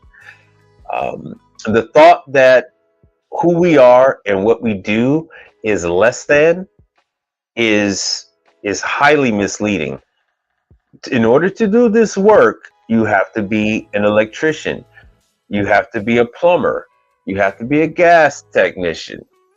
You got to be an engineer. You have to be a designer. You have to be a carpenter. You have to take all these different skill sets, and then you have to trace down the electronics. You have to have the kind of mind that is going to see these other controllers. Let's see if we could. You have to see these other controllers, and it's not this one. And you're going to have to mentally reference that and match it up with this and say, oh, yeah, there's that damn controller right there. So this controller is nothing like a Manitowoc. Manitowoc's controller are proprietary. This is for Chinese ice makers. They're all using the same controllers over there in China. They're using the same controllers in Vietnam. They're using the same controllers in Korea. Now, Korea, they're using a different thing than China because Korea is just oh so special. But here, this has everything. So essentially, you can make your own ice machine. So here's your float system. There's your bin switch. Above that float, which is the white with the baby light blue, that is a magnetic bin switch. Then you have above that, there is, let me make sure you guys are seeing this. Above that, that is a thermocouple, a sensor, essentially. So there's your sensor.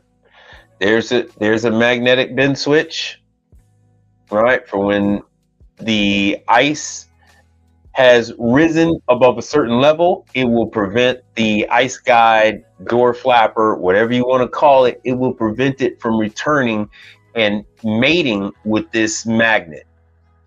If the two magnets do not touch, it will not initiate a cycle. It will not start the machine.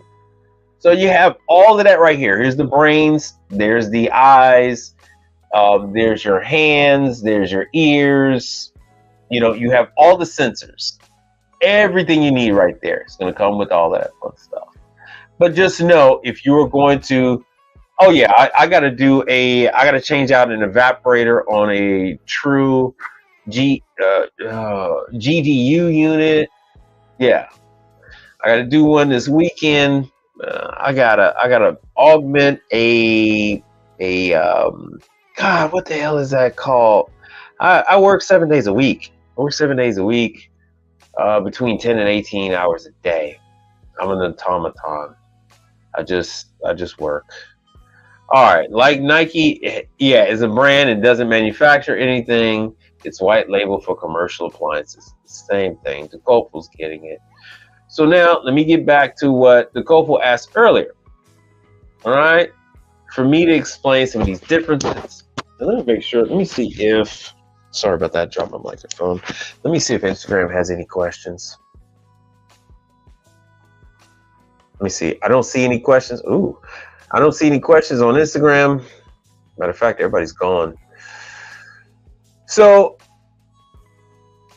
Yeah, sometimes 18 hours. I mean, you guys have seen me do an 18-hour day. You guys have seen me in the morning, and then you guys have seen me where I didn't come home to, 10 o'clock at night.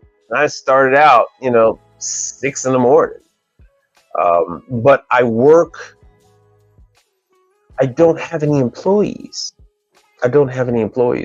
So if I'm not there, who is going to service the customer? I've been doing this since I'm 15 years old. I don't think about it. I don't care. I'm at the point where I'm numb to that kind of thing. I don't think about eating. I don't think about going to the bathroom. I don't think about anything other than let me get to the next one. I don't even do a pregame. Oh, I think it could be, no, I just need to get there. Once I get there, then I get to it and I hammer it out. It takes me longer to get to a location than it does to do the work. 99% of the time, it takes me longer to do the work than it will to get there. So I got to work. Like you guys saw me do the live the other day. That restaurant that didn't turn on the drain valve, didn't turn off the drain valve,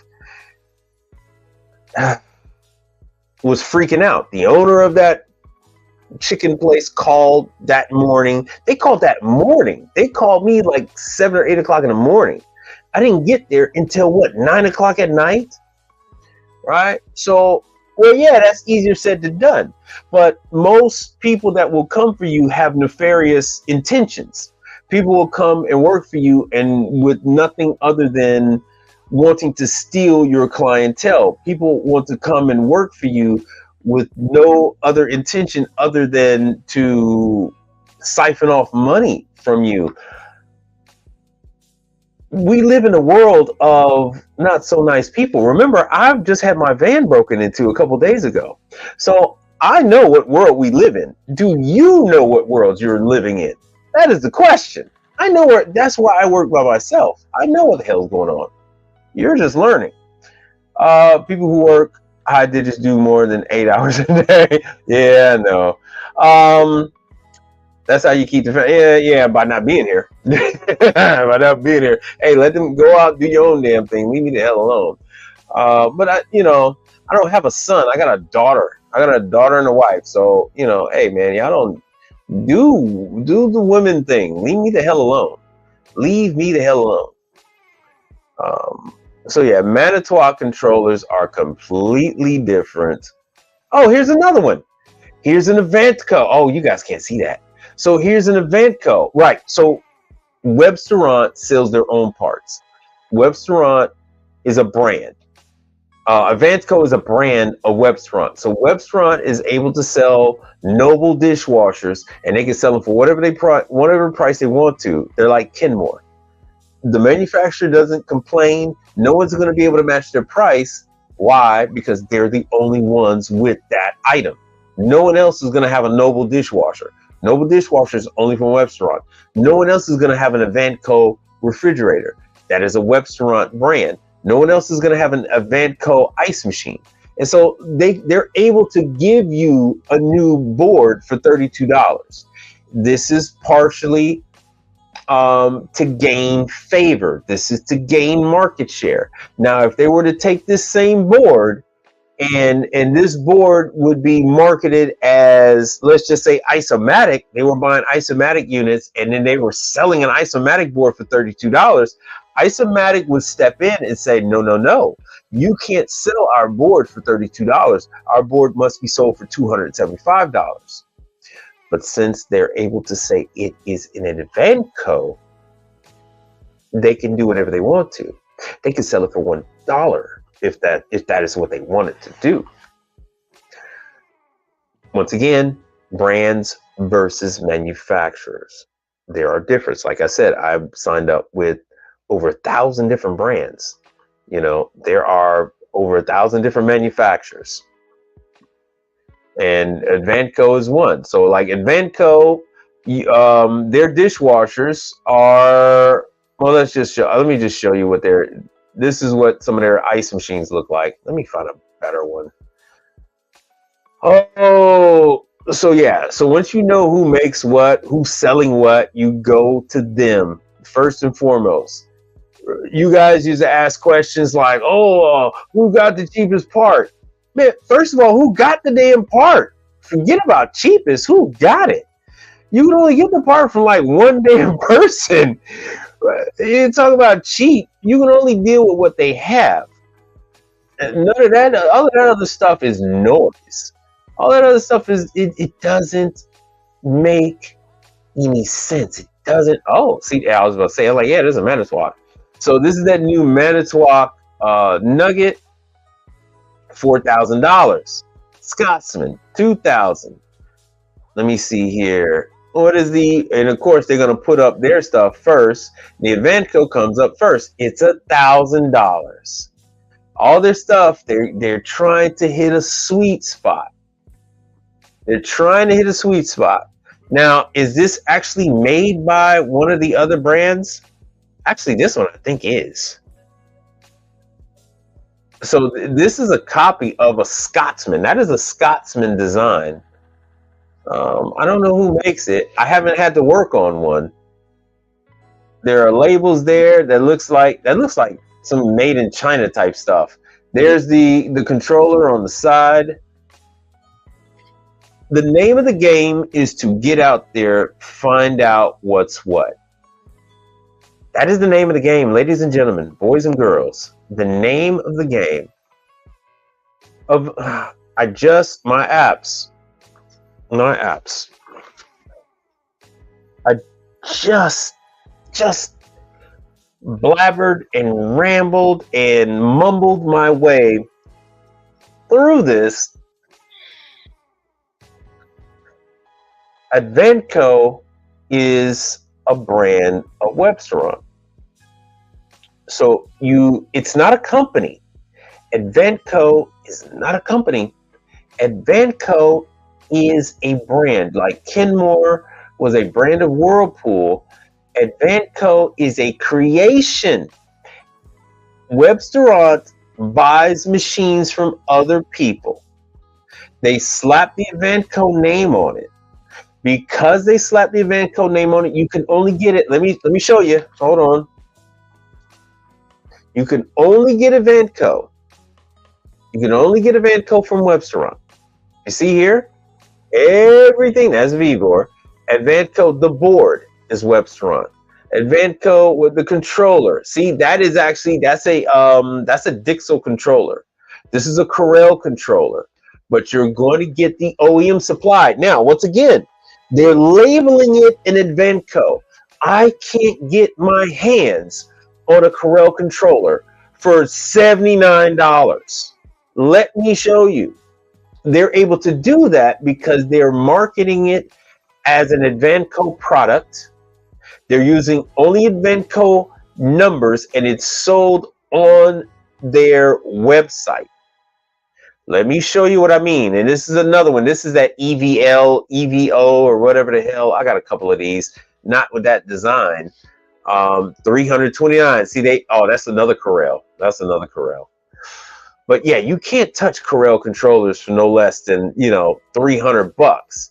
And here Webstaurant is trying to sell one. These are low voltage. That should be like a 24 volt. These are usually like not display cases, but like prep tables. And then the wire goes all the way to the back, like a Tosa makes units that do that. Turbo Air makes units that do that. See, this Corel controller is $79. I'm getting sidetracked. Let me just show you real quick. See this valve? This valve is $15. That is what a valve should be for an ice machine. But if you look up ice machine fill valve, you're going to see here that the damn fill valves are $80. See, Webstaurant is selling them for $15. Amazon is $19. $130 for Cornelius. Once again, let me see. Grindmaster, $63. That's not bad. So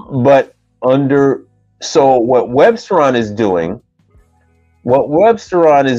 is Webstaurant says, hey, if you buy one of our products, one of our branded products, you buy the parts from us, our stuff is going to be that much easier just like Kenmore, our stuff is going to be economical for you to fix. Right? When they call up Advanco, the customer calls up Advanco. I bought everything in my restaurant came from Webstaurant, which is a thing.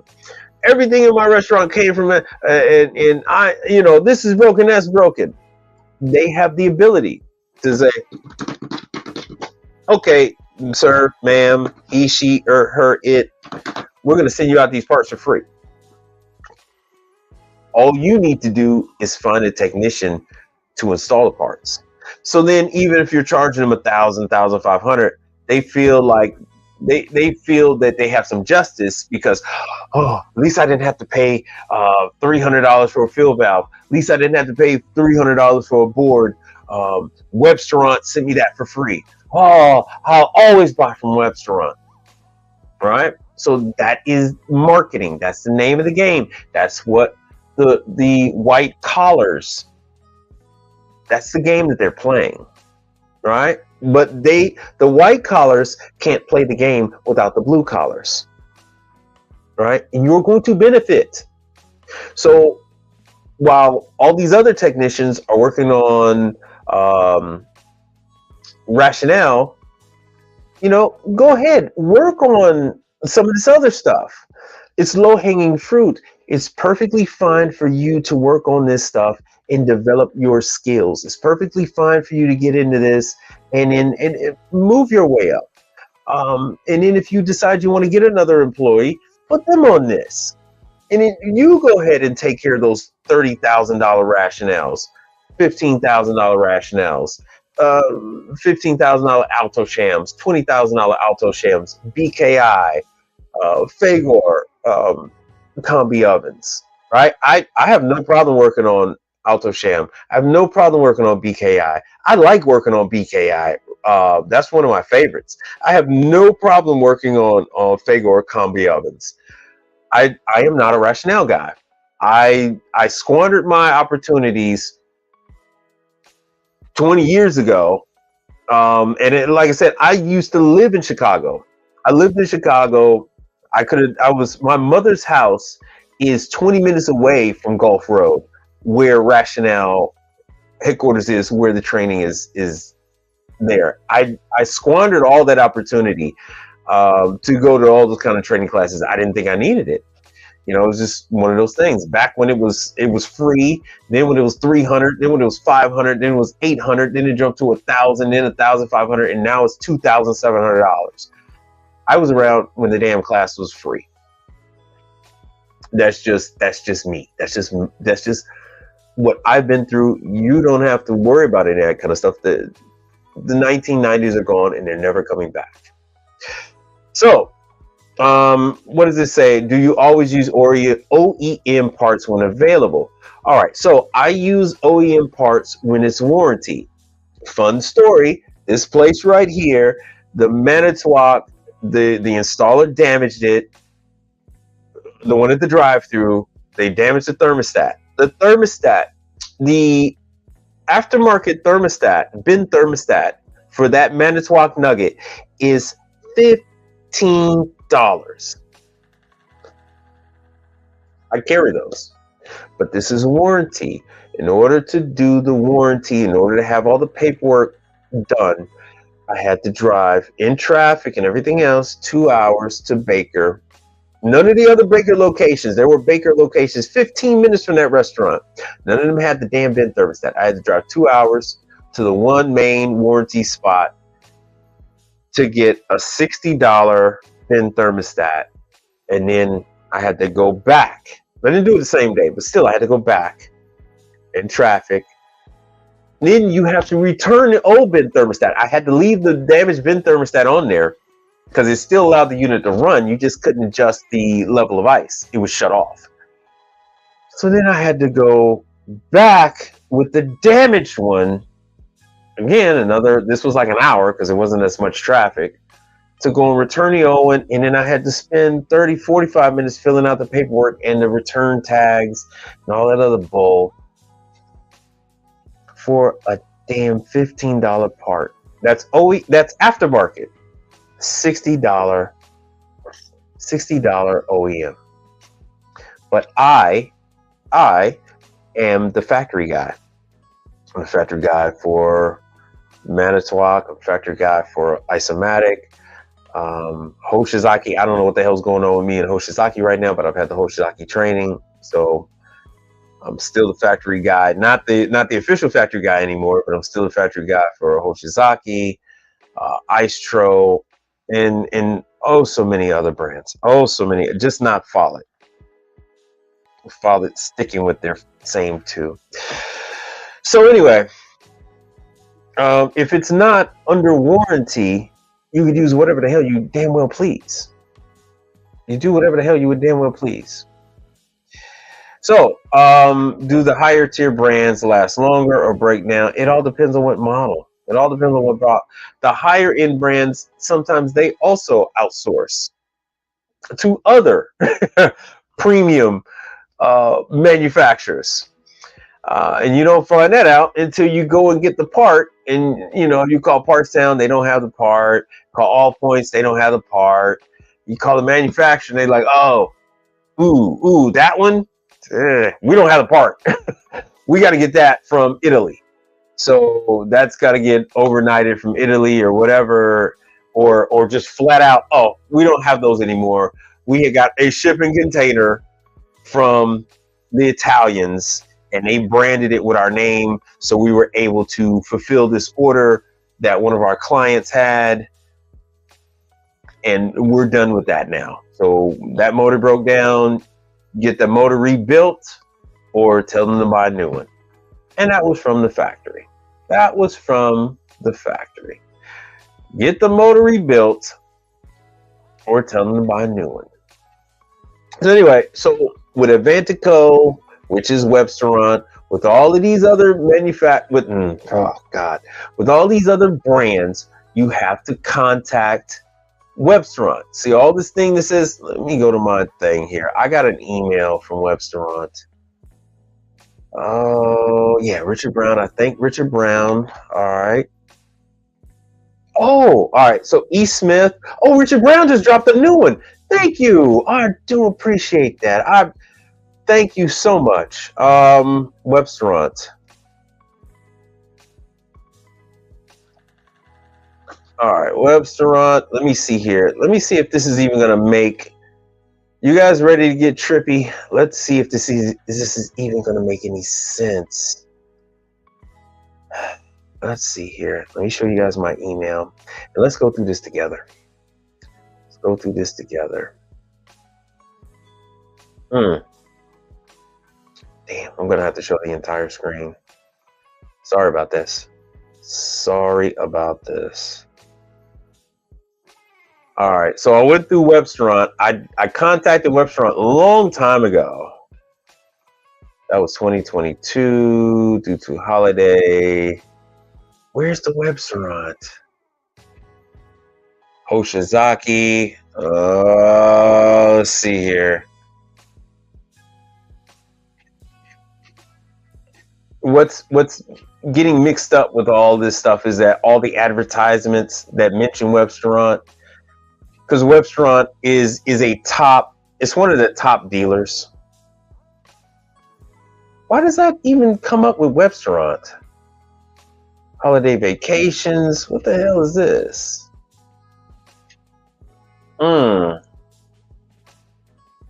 Testarossa Properties. They ordered something from Webstaurant and I had to fix it. Okay, so here it is. You're going to email. You're going to email help@Webstaurant. That's going to be your best bet. Let me see if I have something else. Let me see if I have something else. Webstaurant.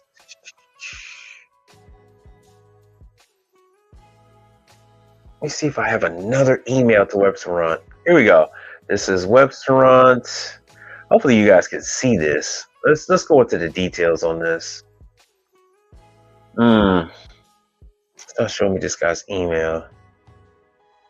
All right, so this guy had ordered something through Webstaurant. We have a problem with our ice machine because Hoshizaki would send me emails. I mean, Hoshizaki would send me stuff. It says, they located through the Hoshizaki service list. They found me.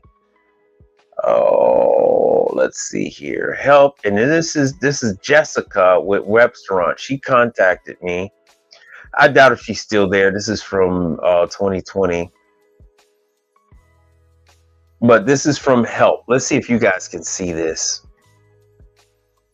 Oh, God, you guys couldn't see that. Let's go back. At least I don't think so. All right, so here it is. help@webstaurantstore.com. That is what you're going to need to email to get a hold of Webstaurant and provide your information to them. Let me warn you.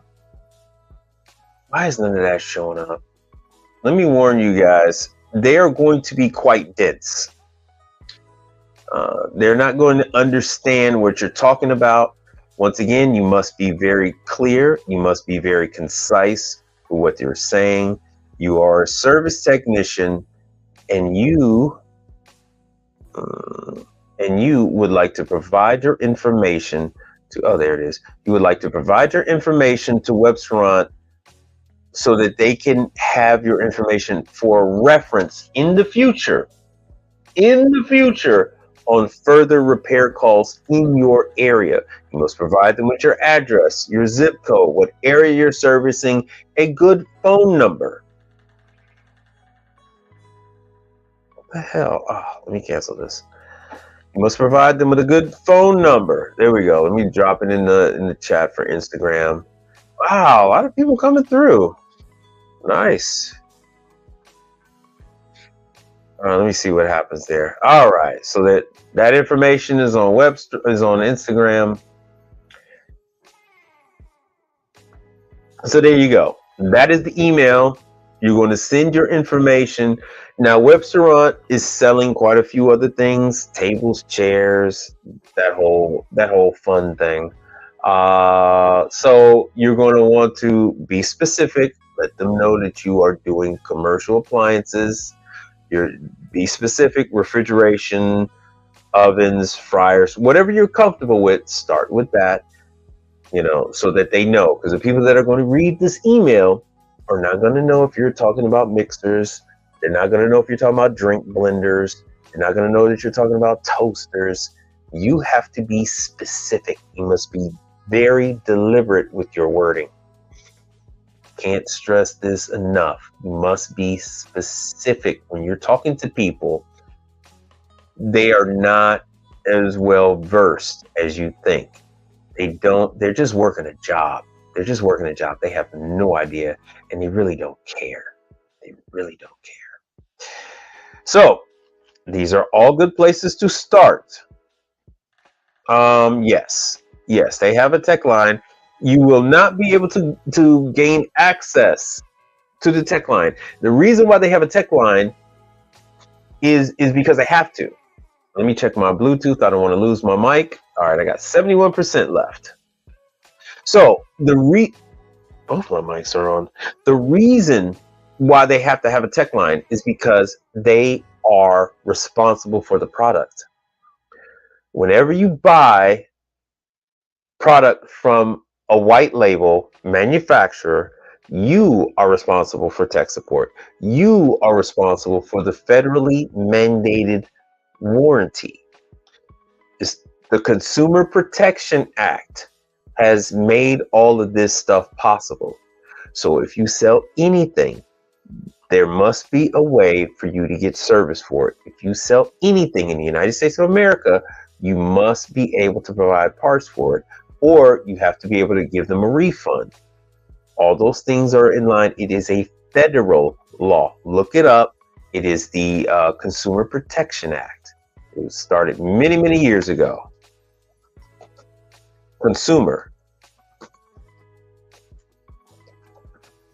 And they're adding to the damn thing all the time. Oh, yeah. You guys can't see. Sorry about that. I had dropped that other line. All right. It covers so many other things. Competition and covers so much fun stuff. So anyway, I've been rambling on 2 hours. 2 hours. No mic drop. No nothing. I'm going to wrap this thing up, but I want to hear from you. You got to keep it going, because as I said before, and I will say it again, I don't know what you don't know. I just don't. It's foolish of me to assume that I would know what you're thinking. It's stupid of me to assume that I would know what you're thinking or what you're going through. I do not. Never been where you are. Never been where you're at. So they have all these different protections for the end consumer. You are an integral part of this federal mandate. You are part of this. Without you, these people have to issue a refund anytime a person has a problem. Pretty much like what Costco does, where they say, "Oh, you got a problem, we'll just take it back, no questions asked." They have to do that.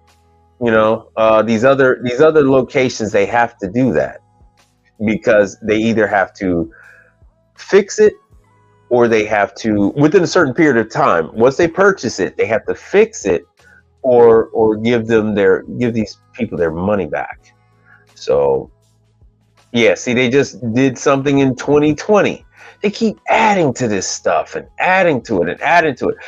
You got to be a trade lawyer to keep up with all. See, the Federal Trade Commission. You got to be a trade lawyer in order to keep up with all the addendums, all the stuff they're adding to this stuff, because they're doing it every freaking year. See, 2021, they just added to the damn thing all the time.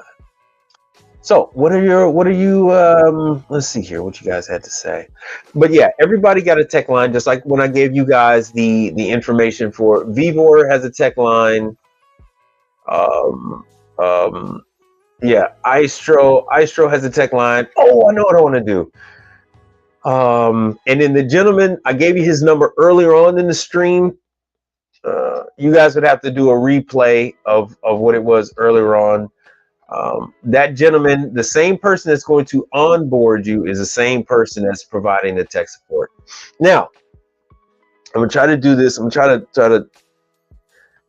try to touch on this. Try to touch on this real quick, and then I'm gonna try to wrap this damn thing up.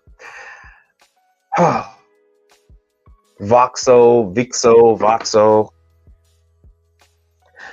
Let me see here. Vixo, the same company. Vixio, they are the real deal. Voxo. Ooh, I almost messed up the stream.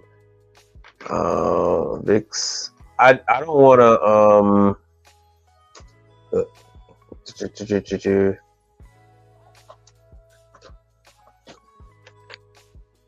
There we go. This is Vixo. They had a name change. I knew who the other company was. I didn't know this new name. So Learn to Trade, he posted the information about this. I ran into a very large company, and they opened up their app. They opened up their service app, and they rattled off the names that they have to service for Vixo. So they rattled off the names for Vixo, and hold on, I'm thanking a couple of people, and Luke Miller. Thank you so much, Luke Miller, for your contribution. I do appreciate that. I take this seriously. I'm a little passionate about it. No, I didn't. The Copel is right. I didn't get a chance to answer his question. Don't let me forget. Do not let me forget. Let me talk about Vixo. Yeah, Vixo, and then we're going to get back to that. Because this is covering all of those. So this is in line with the Copel's question. Grocery stores, retail, restaurants, convenience store, and gas stations. So they are the real deal. They do have accounts with your local conglomerate grocery store. They do have deals with Starbucks. They are having an extremely hard time with getting technicians that can service that new espresso machine. I only had 26 likes. You guys could have saw it. I tried to take you guys along. I only had 26 out of the 50 that I needed. So maybe I'll put up another one next time I have another Starbucks startup, and then I can go on a tour and explain everything in Starbucks for you. So what kind of threw me off with this company is that they're using internet phone service. I use an internet phone service, but they're using people in South Korea, and the connection wasn't good. South Korea has the best internet in the world. Whatever voice over internet protocol system they're using, it has problems, and so everybody sounds horrible over the phone when you talk to them, and it sounds like a scam. But I'm here to tell you, I just was not informed about them. This company is not a scam. It is a real deal company. They just had a name change. They had another name that was more recognizable, and this one I had no idea. So if you do call them and set up, they have some kind of app thing with the Starbucks machine.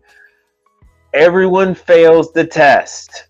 Everyone fails the test. They have not, it's a 90-something% failure rate.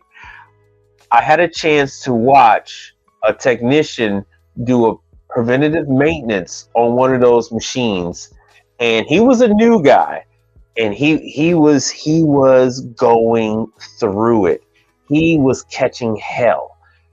And just remember, this is Starbucks, so they can't afford for any machine to be down. And if you're going through there and you damage the machine just trying to do a preventative maintenance, that's pretty much going to be the end of you. They're not going to use you anymore.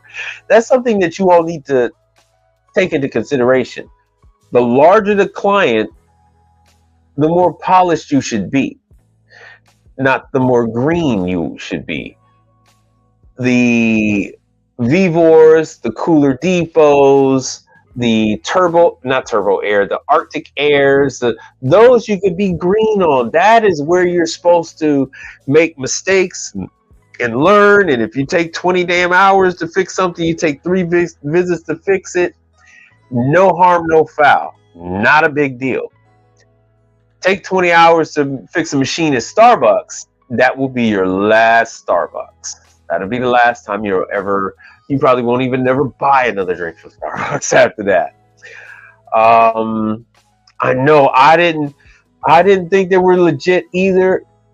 They contacted me once, and I heard how choppy the phone call was, and I got off the phone with them as soon as possible. Some of you all contacted me, about 3 different people contacted me last year and said, hey man, this company is calling me saying I could work in Starbucks. And I'm like, no, that's no. But they want you to work on the hardest piece of equipment at Starbucks.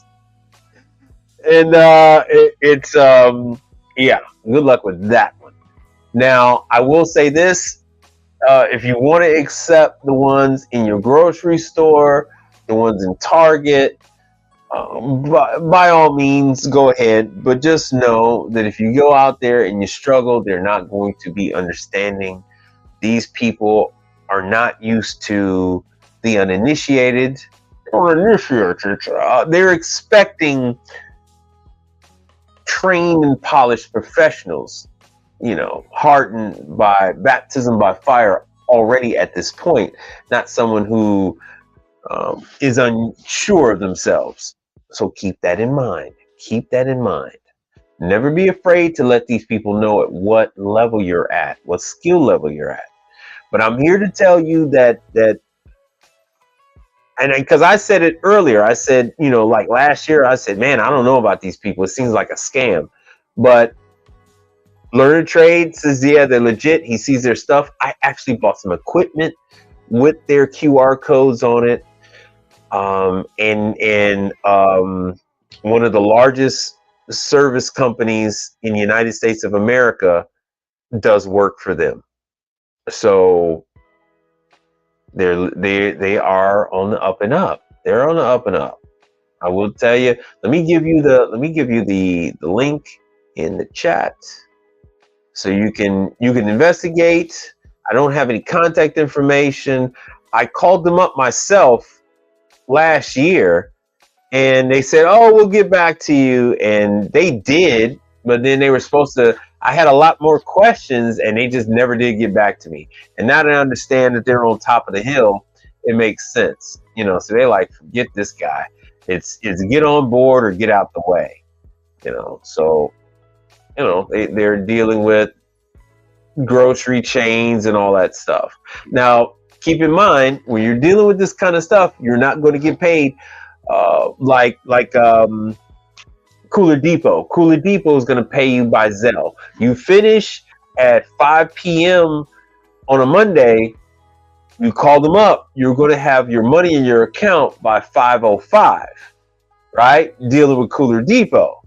That's not going to be the case. So here we go. I'm a service provider interested in partnering with Vixo. Learn more. Join our network. Oh, you guys can't see that. Sorry about that. Are you ready to join our team? Let's see here. So let me dump this up in the stream. Bam. So there we go. Now, to tie in with the Kofel's question earlier about grocery stores, hotels, all that kind of stuff. Hotels are going to be one of your more forgiving locations. Hotel kitchens are vast. They are huge. They normally have a couple of different places where they're cooking. They have redundant pieces of equipment. The same goes with retirement homes. Vast majority of retirement homes have redundant equipment. These larger palaces for the infirmed and the retired will often have a main kitchen and then like 2-3 other areas, pretty much like a cruise ship. They're like a cruise ship that never goes on the water.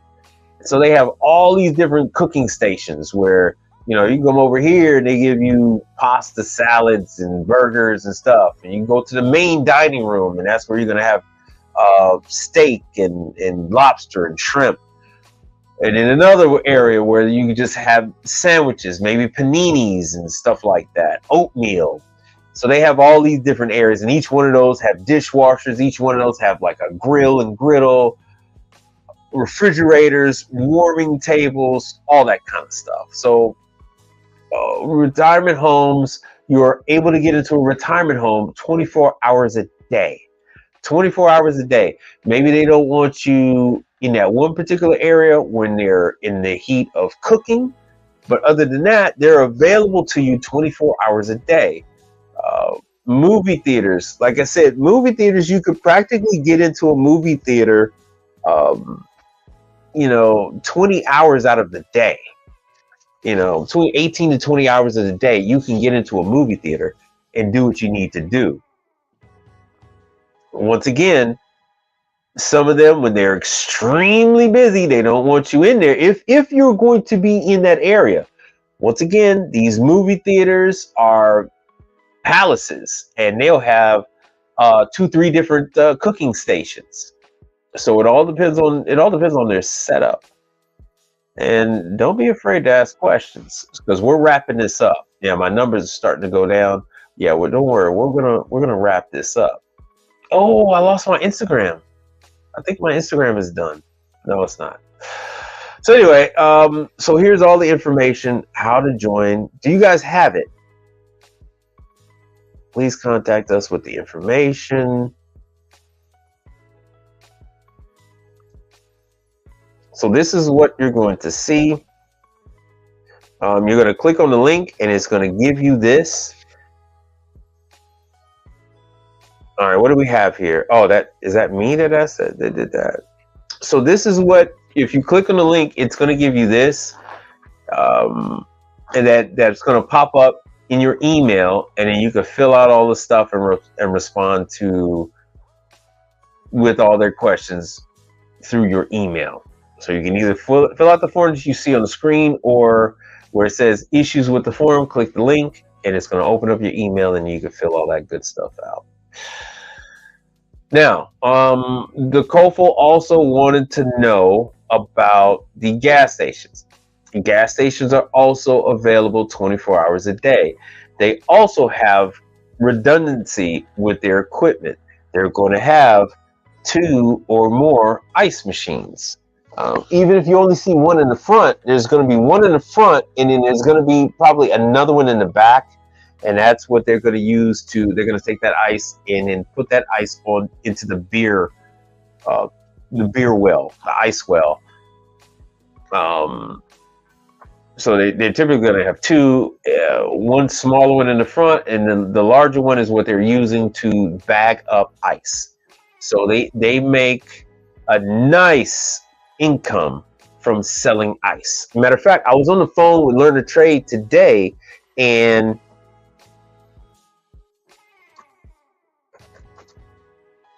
hold on, I did that. So here's Ready Ice, and you see Ready Ice. I've shown you these things before. Ready Ice does emergency ice delivery. But this is what gas stations make a ton of money by selling ice. And you can only sell ice if you got, well, not really, but primarily they make more money selling the ice that they produce versus splitting the profit with Ready Ice on the ice that they're mass producing, bagging up, and then bringing in and dropping it off. So that's their option.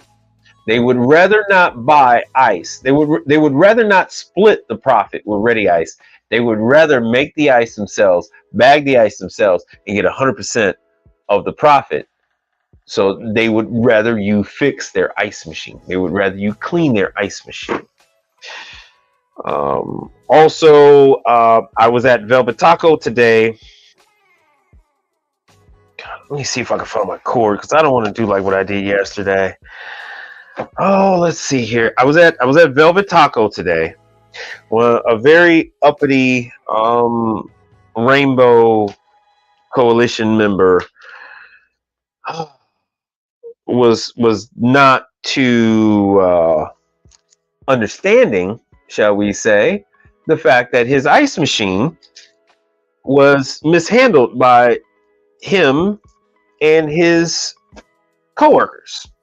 So the ice machine would not work, and that's when I said, "Hey, man, how come Branded Group isn't calling me?" And then I said, "Are you guys under? If you're not being dispatched out by Branded Group, then there's a family that owns a bunch of restaurants and manages restaurants." And I said, "How come that family isn't calling me?" And come to find out, Branded Group is no longer doing Velvet Taco. So now Velvet Taco is responsible for calling OEM vendors and hassling them and having them come out. So because I work for the factory, well, do calls for the factory, I went out there, and that sucker was put together wrong. It was still scummy and dirty. And when you know it, I can't find my damn... I have no less than 30 cords here, and I can't find the one I need. I cannot find the one I need. Oh well. We're gonna do this the hard way, and then I'm gonna shut this down. I'm gonna shut this down. So we're gonna do like last time. I'm gonna forward these on over to the laptop. Some of these pictures you're gonna see are gonna be a little crazy.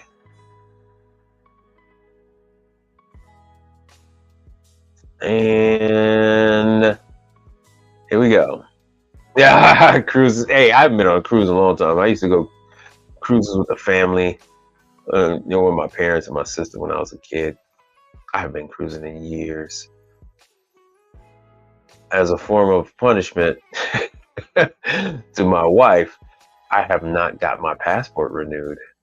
So, War of the Roses and all that.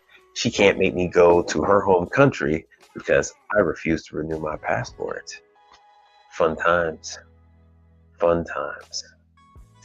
Now, so what you're seeing on your screen, this is the ice machine. I've already said where I was, so I'm not going to say what brand of ice machine.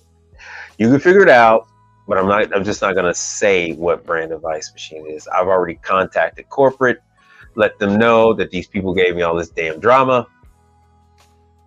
And bam. So this is what you're seeing is the machine after they've cleaned it. This is after Velvet Taco cleaned their ice machine. They're saying that they're demanding that I repair the unit under warranty because they've cleaned it. They don't understand why the machine won't start. Sometimes I just, just wondered, like, I don't know why the thing won't start. I sent it to the Rainbow Coalition. I mean, I showed that Rainbow Coalition member, and he was just a little huffy. He was huffy with me, huffing and puffing. He was Mr. Hufflepuffle. So I don't know why this damn thing is sending me to. This is the outside. I'm like, man, you didn't even, because no one. I'm tell you right now, none of these people do this. None of these people are. They don't even. They only clean what they see, and they don't even take the machines apart properly. So of course, with this machine in this condition, it was not going to progress. It's not going to progress. It was not going to come out the clean cycle because obvious reasons. Obvious reasons. They didn't know how to read the water pressure. So what you're seeing here, this is the number one mistake that people make. Don't look at the red dial. Look at the black line. Look at the black line. I hope, let me see. There you go. Look at that black line. Okay, when it's red, it's dead. This is your water pressure. You're only going to have this black needle dip down when water is flowing through the system. When water is not flowing through the system, it goes up to about this range right there. So what I had to explain to them, I said, hey, Ecolab is the one responsible for the filter. I said, hey, look, you guys need to do this filter. And fun fact, the very grounds that this restaurant is locating on, I used to service all 3 restaurants that were there. So now, even though they tore that place down to the ground and built up this new restaurant, I'm still servicing I'm still servicing equipment in that very space. Sometimes life is funny like that sometimes. Gotta love it. If you guys want to know some of the other equipment that was in there, and the crazy thing is, one of the executives is over in Chicago at the restaurant show as we speak, and the guy hasn't responded to me. I sent the text message. If this is his number, I sent him this message and told him who the client was, and he still hasn't responded. All right, so just so you guys know, they're using Globe. Now, Velvet Taco is real funny about this kind of stuff. They will use any number of equipment. They switch up at any given time. They got really no loyalty. And in some of the units, Velvet Taco has Hoshizaki. In other units, Velvet Taco has Manitowoc. There's no rhyme or reason to their stuff. Now, Globe is not going to sign you guys up. I'm just showing it to you anyway. Volraf. Sorry about this. Hold on 1 second.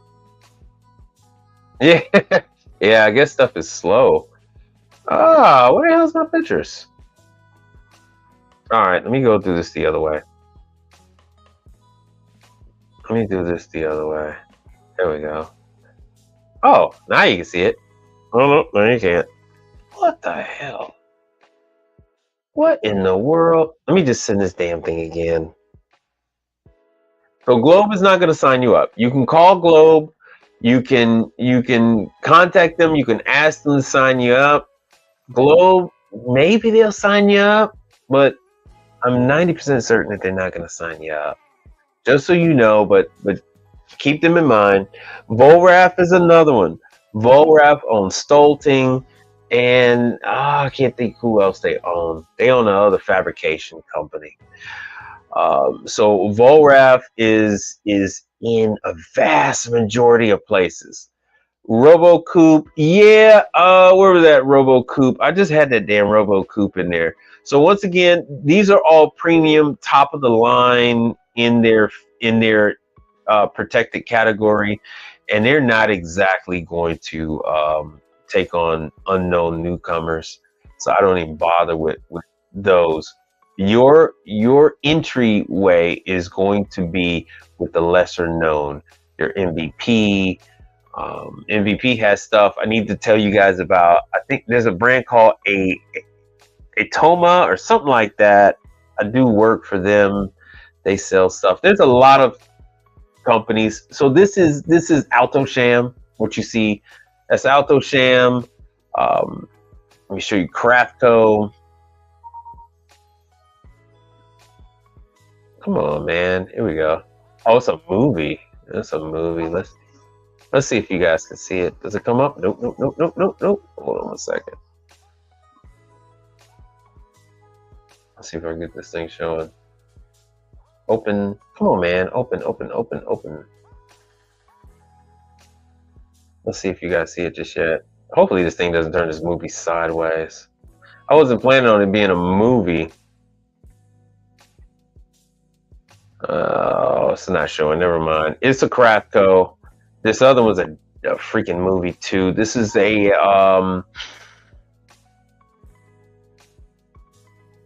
let me cancel all of these.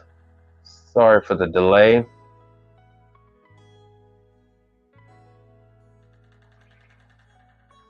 Let's see here. Let's see if I can get this showing.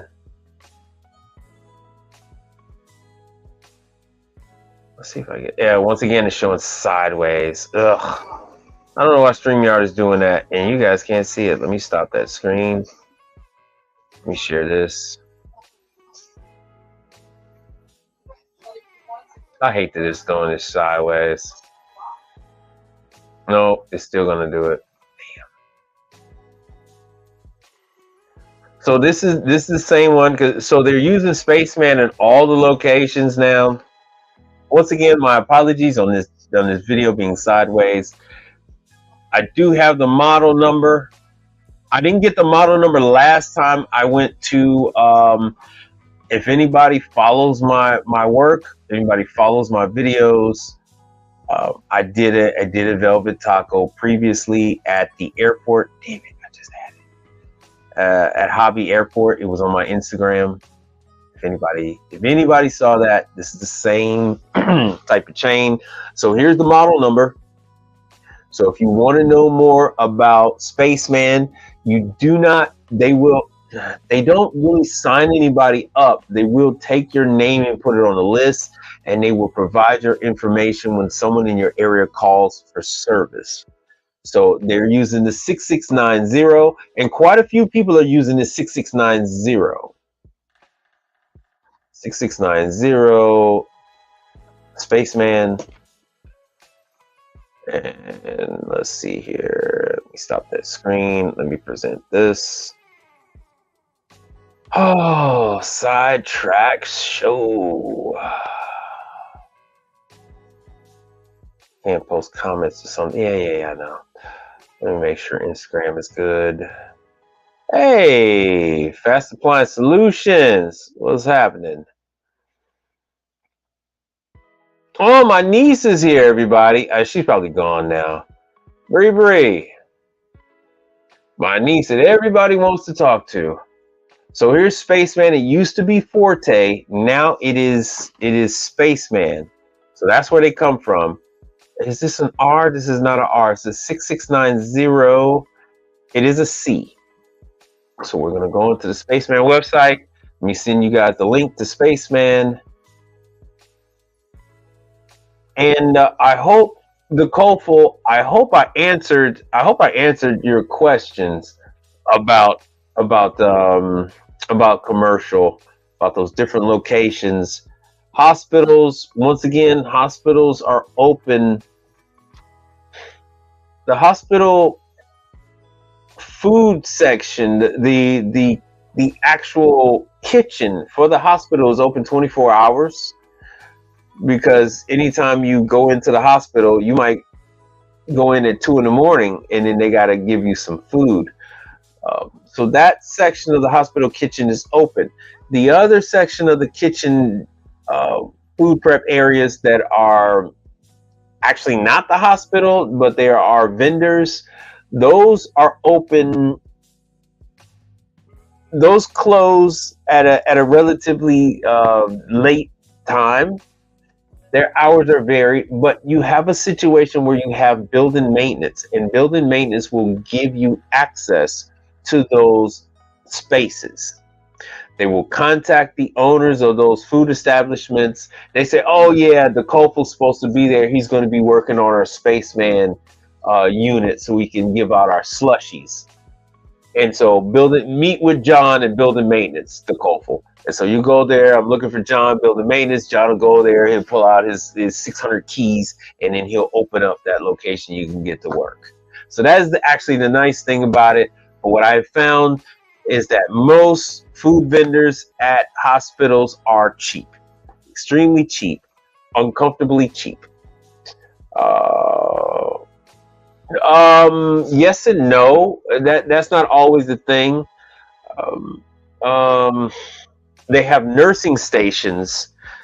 So some areas you can't gain access to the ice machines. These ice machines, there are contracts on them because they need them cleaned regularly. I have serviced quite a few hospitals here in Houston because the people that have the contracts were not able to come out when the hospital needed them to. So then I came out, especially since I was the listed authorized service provider for the brands that they had. So all of these are very in-depth. There's a multitude of answers that can go into this. I can give you a 4-hour stream on each one, what is good and what is bad about each one of those places. It is what is bad for me might be great for you. So it isn't a one size fits all. Just because I hate food trucks might be perfect for you. The owner of the food truck might be able to bring it on over to your house and park it there and let you work on it. They might drop it off, say, here you go. Me, I will be infuriated. Don't you bring that damn food truck over to my house. I got no time for that. I got to run and take care of these clients that I already set up for. I don't have time to mess around with a damn food truck. I'm on a tangent again. I went by a nightclub, which I hate dealing with nightclubs. And not only is this a nightclub, but he has a food truck behind his nightclub because it was less expensive for him to buy a fully decked out food truck than it was just for him to put ventilation into his bar, into his nightclub. And this is a rainbow nightclub, might I add. So, I mean, the guy got plenty freaking money. I swung by, I was driving by, and I yelled out. I saw the door was open. They're doing construction, and I saw the door was open to the food trailer. And the new chef came out. Dude, I mean, these people just work out ridiculous.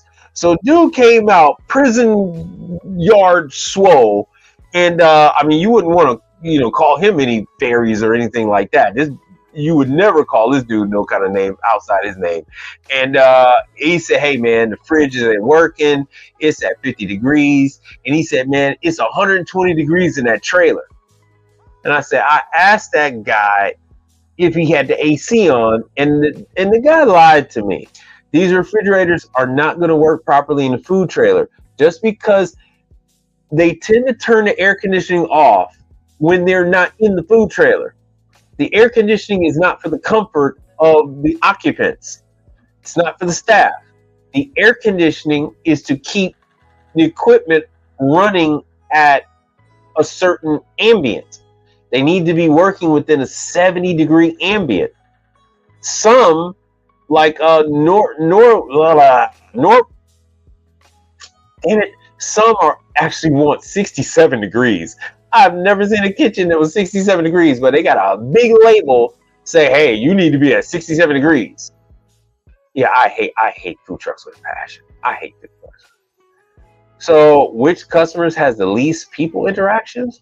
I have no idea. I don't know idea. Which customers has the least people interactions? I don't know. I have no idea. I mean, any place outside of a fast food restaurant could be that, right? And by customer, I guess you mean the people that are actually operating the place. So you're going to have the least you're going to have the least interaction with your contract clients. Why? Because pricing has already been established. You take the labor rate guide that every single manufacturer has, including Spaceman. I don't have to go anywhere special. I can just go right to Spaceman, and we go into parts and service. They have everything laid out about how long everything is supposed to take. All you have to do is add a labor rate on top of that. That's all you got to do. Add a labor rate on top of that. So if they say that, it's supposed to take 4 hours to change a compressor, then that's what it is. That's what it is. So they got their little troubleshooting thing. Click the start. All the AI. Has it been cleaned? Yes. More than a day ago. Boom. Does it have this, or is it frozen beverage? Boom. So this is Spaceman has all this stuff. But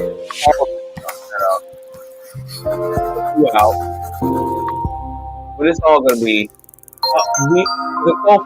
the first step to cleaning your frozen beverage machine is to drain the existing product. First, turn the machine out of the freeze mode into the off position and remove the air tube if present. Then place the machine into wash and drain the product. Use clean sanitizer water to rinse out the hopper and freezing cylinder areas. You want to get distracted. You can use a brush to free any extra debris and to make the job easier. Which is why you want to charge drain product, minute, rinse and repeat until the product runs clear. And not do a batch. Afterwards, you're ready to disassemble your machine. I do. Before disassembling, make sure the machine's in the off position. I'm going to lose money and I'm going to lose clients if I do by the hour. Verify the power switch is turned to the off position. Everything that you need. They remove the torque arm by pulling up and out of the torque assembly and then down out of the torque thing. They'll just give people information, blah blah blah.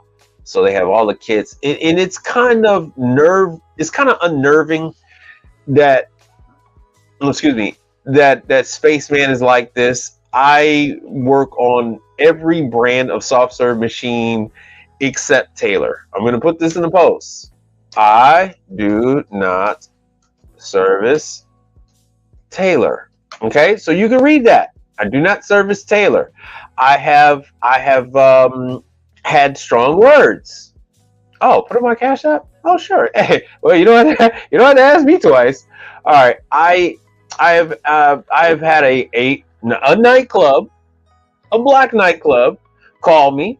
The girl was very nice on the phone, so I sauntered on over there. And she said, "Oh, I don't know what it is. I don't know what it is. Please, the machine is down. Blah blah blah." I said, "Is it a Taylor? Is it a Taylor?" No, it's not a Taylor. I said, "I work on Stolting. I work on Spaceman, and all this. If it's a Taylor, I cannot help you. If it is a Taylor, I cannot help you. Do you not know I got over there? It was a damn Taylor." I had some stern words for the entire location. I called them everything but a child of God, and I left. Because I do not get involved with Taylor. So there's Cash App. This is PayPal. What else I got? Cash App, PayPal. Oh, I got Zelle here. Oh, and then there's Zelle. There's my Zelle thing. It's attached to my readappliance.service@gmail.com. There's my Zelle if you do Zelle, PayPal, Cash App, PayPal and Cash App, not in that order. So I do not service. Let me put that on Instagram. I do not service. I do not service Taylor. Do not service Taylor. I don't service Taylor. So don't even bother asking me about Taylor. All right. If you had $20 million, you couldn't get a franchise contract with Taylor. If you had $20 million, if you had $30 million, you couldn't get a contract with Taylor. It is a nationwide arrangement. They actually own the service company now due to the latest round of mergers and acquisitions. So you can't even buy it. You can't even buy it at any amount of money. Can't even buy it. So they're taking care of Taylor nationwide. Let me get this off the screen.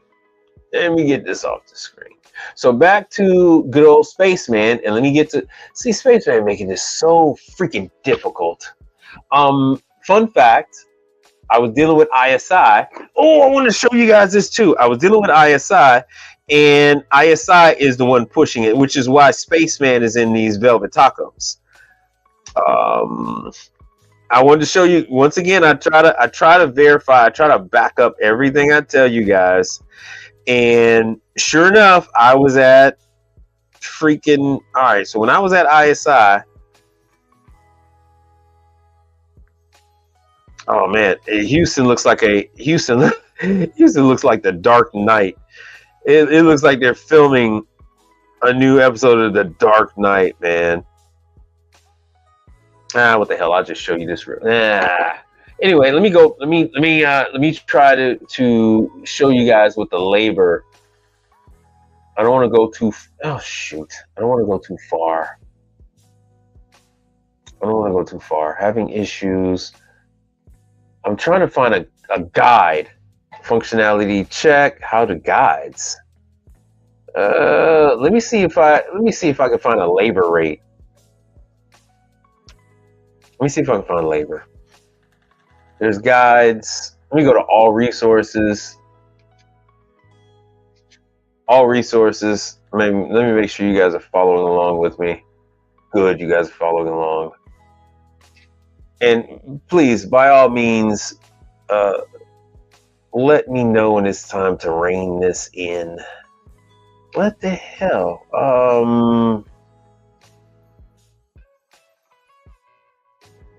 I guess my niece is gone. My niece uses Instagram. She doesn't use YouTube. So I don't know. See, Space, this is a whole lot better than what it used to be. It was this is a whole lot better than what it used to be. They didn't even have this much. So if you can imagine, this is all that they have out there. This is all they have out there for the client. And so if the clients choose not to use this stuff, you have to do this. You have to go through this. But this is leaps and bounds. More than what they had. This is leaps and bounds above what they used to have. And when I say they had nothing, they had nothing. They quite literally had their stance. Spaceman's stance was, you could figure it out. That was their official stance. When they were under Forte, they actually had employees. They were taking care of a brand. Well, they were a brand of frozen yogurt shop that they were a company that manufactured the frozen yogurt machine, and they sold the franchises that used the machine, and so you had to use them for the repair and everything, and it was just a cluster. They're still around. Spaceman USA. All right, so I'm going back. Let's go back out and then come back in, and let's see what we can do. Let's see if we could find under the documentation. Here's the manual. Let's see if we can find. Let's see if we can get what we need. As you see, just that quick, we got to the manual. And let's see if we can find labor. Let's see if we can find how long each thing is supposed to take. And this is the best you're going to get. What they just recently did was they added those videos. This used to be this is for the technician. This was it. You go out there and it's like, hey man, figure this sucker out. Figure it out. Let me go to 24. And then we're gonna start there. I'm gonna work my way back up. What you normally find with each and every manufacturer is that they have a labor timetable. What each item, the allotted time it takes to change a belt, the allotted time it takes to change a controller, the allotted time it takes to change a motor, everything is there. All those things are there. They run through this in the factory, they time it. They have new people run through it, they time it. They have the very most expensive, most trained technician, the very quickest technician do it, and they time it. And so they go based on the least experienced technician, and they go off of that time. Not just one time, but they have several technicians do this kind of stuff. And I'm tired. We're going to do another brand. So anyway, no one is paying Taylor for a franchise contract, and Taylor has 60-minute episodes about their practices. About their practices? You're going to have to explain that to me. So what we're going to do is we're going to go with Scotsman. Scotsman Ice Warranty Labor, should I say? We'll go with this. All right, so you see what it says here. Commercial labor information and rates. Now, what they mean by that isn't what rate you're going to charge. They mean, okay, you got an ice dispenser, and you're going to go down, and boom, you're going to see here, they give you everything right here.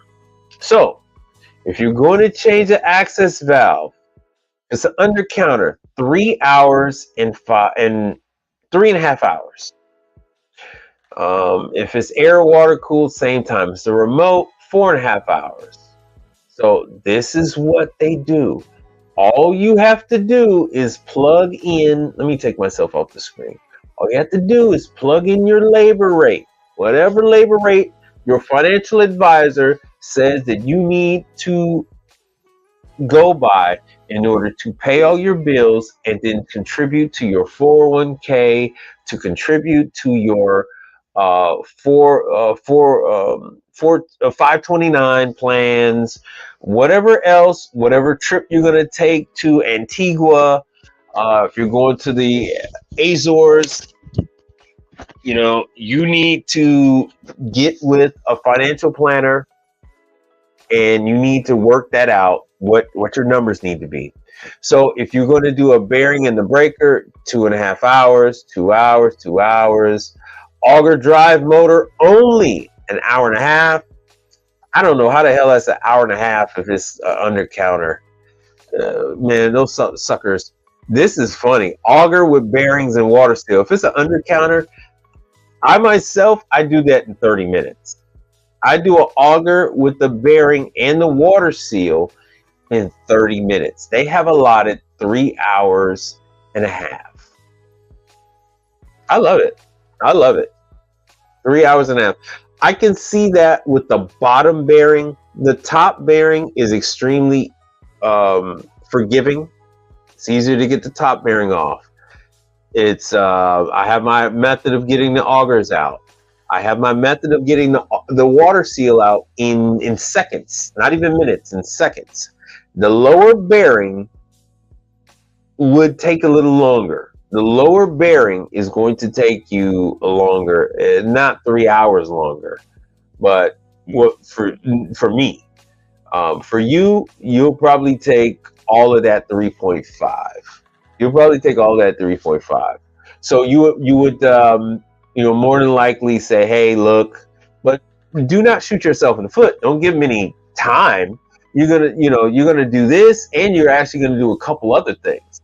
So it's mostly, these things are like shop jobs. this particular one I could do on site.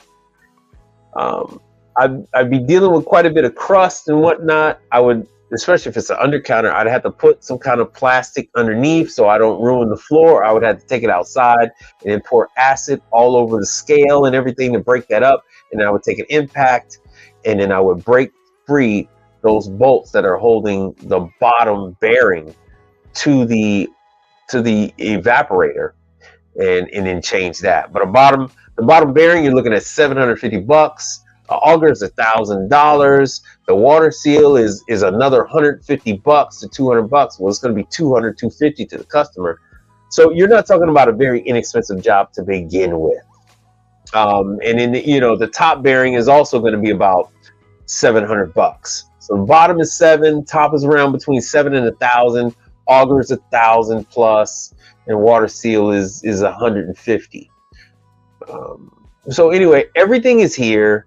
Drive motor. Here's your controller. You guys are asking me about the controller earlier. So they deem, now you can go to Duker's and look up their list, but an undercounter, the controller is 2 hours. Water cool unit, 1.5 hours. I don't know why it's left if it's water cool, but whatever. Everything's there. Contactor, they're saying 2 hours for a contactor? That's very generous. This is all very generous. Hot gas valve, right? 3.5, all the way up to 6 hours. It's going to be 6 hours. The factory says 6 hours on the Eclipse model. 6 hours. And there's another one. Here's the evaporator plate. 6 hours. 6 hours right there. There you go. Let me make it big. Let me make it big. Evaporator. And this is Scotsman. 5 hours for the undercounter, 4 hours for water cooled, 5 and 6 hours. 5 and 6 hours for a remote and the Eclipse. Excuse me. Sorry about that. So you have thermistor, 2 hours. That is extremely forgiving. Doing a thermistor on an undercounter Scotsman, 2 hours. That's nice. Once again, I could do a thermistor on a Scotsman, 30 minutes. 30 minutes. This right here, they're going on the water cooled, they're doing less, 1.5 hours. So these are very, very forgiving. All you have to do is you can take these, put these in Adobe Editor, and then like it says here, I can go in here and I can type in labor rate. Right? What the hell? Where am I gonna do this for, Matt? How the hell I do this? Sorry about that. Okay. Right? So you see that, right? In real time. So you can just take that. There it is. I just typed in labor rate. Yeah, I know, right? Yeah. Yeah. Well, all right. So in all fairness to me, we had the we had Windageddon, and I was dealing with all these down trees and what the hell? Why is my daughter's thing coming up? Why is he sending to my daughter? I don't want to send to my daughter. So I'm going to show you real quick. Control plus F. Oh, okay. Yeah. So you guys can see out my window. This is what was going on all over Houston. Well, not Houston, not in my neighborhood. I live by Galveston, so it wasn't this is I did the Starbucks, so I was parked, and this is the park across the street from the Chevron building where I was working. And yeah, it just tore down all the trees, the branches. It knocked out all kind of power and glass. All kind of glass was everywhere. So we had down traffic lights. all over. So I would have to sit through so many lights, and it was stressful because people were like running through, people were running through lights, and I'm trying to see if I got all the glass on the ground. Oh my god, it was so much stuff, man. You guys are gonna see this, dude. Let me show you guys this real quick. Once again, it's gonna be a sideways video. My apologies, but you're not gonna believe this. It was and this was all over the Heights and all over downtown Houston. And unfortunately for me, I had to go take care of that Starbucks that was downtown. Oh, thank God it's the right side up, right? So it looked like they were filming The Dark Knight. All the streets were blocked up because the glass was falling from the sky. Window panes were falling from the high-rise buildings. I hope you guys saw that. So when glass, they are not certain if any more glass panes are going to fall from these high-rise buildings. So they got all these streets blocked off. All of these streets are blocked off. So it was kind of different. In downtown Houston, the streets run in one-way directions. So they don't have two-way streets in the downtown area. Let me see if you guys are able to see this. Oh, let's see here. Yeah, they don't have two-way streets. They're all one-way streets. Let me see if that's coming up. I have to stop that screen and start another one.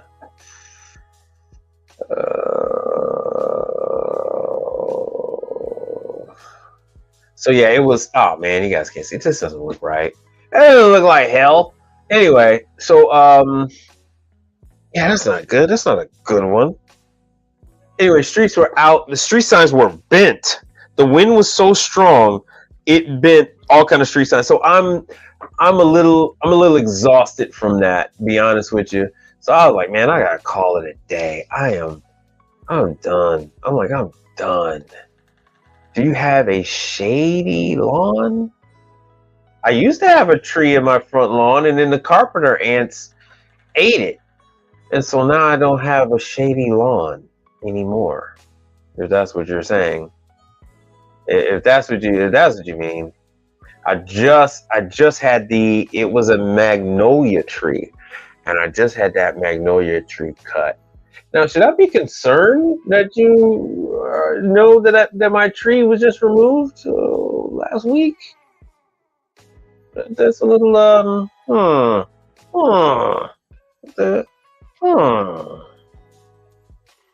So no, I don't have a shady lawn anymore. Not all of it, but anyway. So these commercial labor rates are established by Scotsman, Hoshizaki, Manitowoc, Dalefield,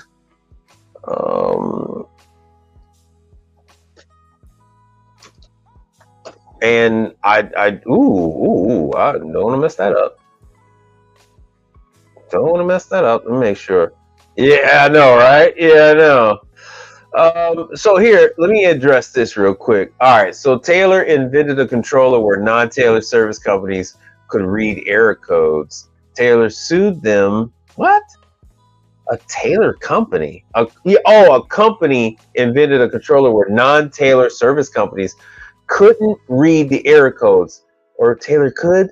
Taylor sued them, and it came up under the right to repair and antitrust. Well, according to what you're saying, Taylor sued somebody else. But fun fact, if I go to work on a Taylor clamshell grill, Taylor won't give me the code to get into work on the clamshell grill. Yes, sir. Taylor, so I understand that, but now I have to sue a billion-dollar conglomerate that actually owns Taylor so that I can get access to it, which is what they hope for. So what is this? Oh, yeah, I want Dalefield. All right. I don't know why, but Dalefield. Dalefield, Warranty, labor, hours. Oh, labor warranty. Maybe it's that. All right. Warranty. Let's see what this has. Oh, that was a PDF. Damn it. That was a PDF right there. So as you can see here. All right. So I've shifted. We went over to Delfield now. So theirs is a little different. So they're saying 1 hour to replace these items: solenoid, defrost timer, gear motor. Now, Delfield makes hot holding cabinets, and they make refrigerators and freezers. They don't make ice machines.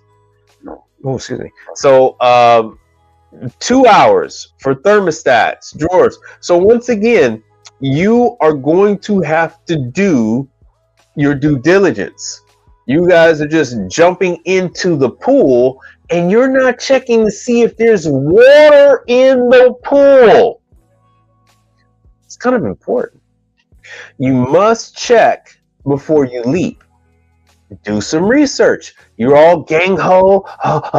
You're running and you're going smack dab into a wall. You're not paying attention to what you're doing. Check the pool. Make sure it's full of water before you jump off the diving board. How about that? We should try that. What do you think? Let's see if there's water in that pool. So do a little research. You guys are in such a hurry, but you're not checking. See? It's almost 5 hours to replace a compressor. This includes the recovery of the refrigerant, leak check, an additional $55. This is if you're going to build them directly. For refrigerant recovery, this includes the recovery machine. Someone thinks that they're going to make a recovery machine. I don't know quite how they would do that, but whatever. Do you. Pump, torch, oil, flux, minor fittings, all of these things you need to build for. All of these things you are going to bill your customer for. All of these things right there, you are going to bill your customer. You're not going to bill them $55. This is what Delfield is willing to pay. You are going to bill your customer more. This is what the refrigerants are. You are going to charge your customer more than $30 a pound for 404. You're going to charge them more than $30 a pound for 134A. You could, by all means, I would definitely say it all depends on where you get your 290 from. Sometimes you can get your 290 for $12 for a little small can. Other times, I went to United Refrigeration, and they tried to charge me $60 for a can of R290. It was the large can, but I can go and get the same can for $30 from from my friend Nomar. Nomar will sell me the exact same can, the largest single cylinder that you can buy with those disposable cans. He will sell me that for $30. United Refrigeration charged me $60. So you're going to charge your customer more than $60 for R290. What happens if there's a leak or something else happens and you got to go back and you got to put refrigerant in the unit? You need to cover yourself. So you can use a vacuum pump to recover refrigerant, or I need a recovery machine. How decoful? How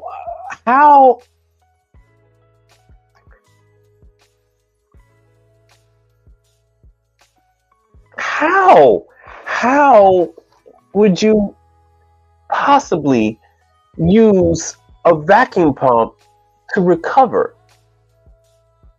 How is that possible? You still have not explained to me how you're going to use a vacuum pump to recover refrigerant.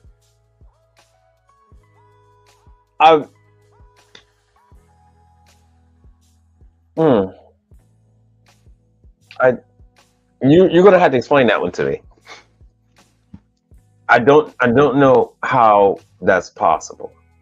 How you could use a vacuum pump to recover refrigerant. If you can, I mean, you could probably make yourself a millionaire.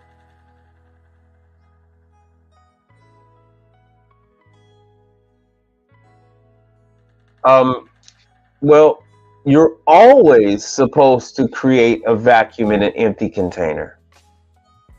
So once you created a vacuum in an empty container, how do you use the vacuum pump to recover the refrigerant? Once again, this industry is only for those who have been initiated, in this business. So this is only for the initiated. Once your empty vacuum tank is equal with the pressure in the system, it has nothing to pull a vacuum. It's not an empty cylinder is not a vacuum pump. So once again, how are you going to make a vacuum pump a recovery? I still have, so you have no training in refrigeration at all whatsoever. You have zero training in refrigeration. You've never done refrigeration, because what you are describing is just bringing an empty cylinder to equilibrium with the pressure in the system. That is not recovery. A recovery is actually recovering the refrigerant. Once it becomes equal with the cylinder, you no longer have a push and pull. You can't use an empty cylinder to extract all the refrigerant. What do you do with the rest of the refrigerant in the system? So the COFL, you need, I understand that, but this is not for newbies. This is not for newbies. You should not do refrigeration to COFL. This is not you. This is only for trained individuals. People who, only reason why I'm bringing people in is because you are tried and true. You have been through training. People have been through training either in Florida with Fred's Appliance. People have been through training with Mike Sneed. So this is what that is for. If you've never done it, you should not do it, because you cannot, it is not possible to pull a recovery with a cylinder. That's where is the rest of the refrigerant? What are you doing with it? How are you going to extract the rest of the refrigerant? So that is the thing. This is not, you must be a professional. If you are not going to be a professional, you should not be here. I'm going to politely ask you not to do this type of work if you are not going to do it correctly. You are going to, there are so many people who do not want you in this business. And if you're going to go around and make things bad for everyone, I would politely and kindly ask you to step away from this business, because you are only going to cast a negative light on everyone else. Everyone else. Bullshit work is bad for the industry. You're not just hurting yourself. You're not just making your income light. You're also going to make the customers become leery of the next person that comes to their door. So I would respectfully ask you to not perform any sealed system work. You need training. Do not touch sealed system work. This is serious business. These people are depending on your work to feed their family. The woman behind me, that woman is paying her bills using that refrigerator behind me. That woman behind me is paying her bills, her rent, her groceries are coming from cooking that food. I was there all weekend making sure gas pressure and everything else was correct, making sure they were able to get to this point so that those people can feed their families. And if you're going to go over there and fuck their shit up, I would ask you to please not.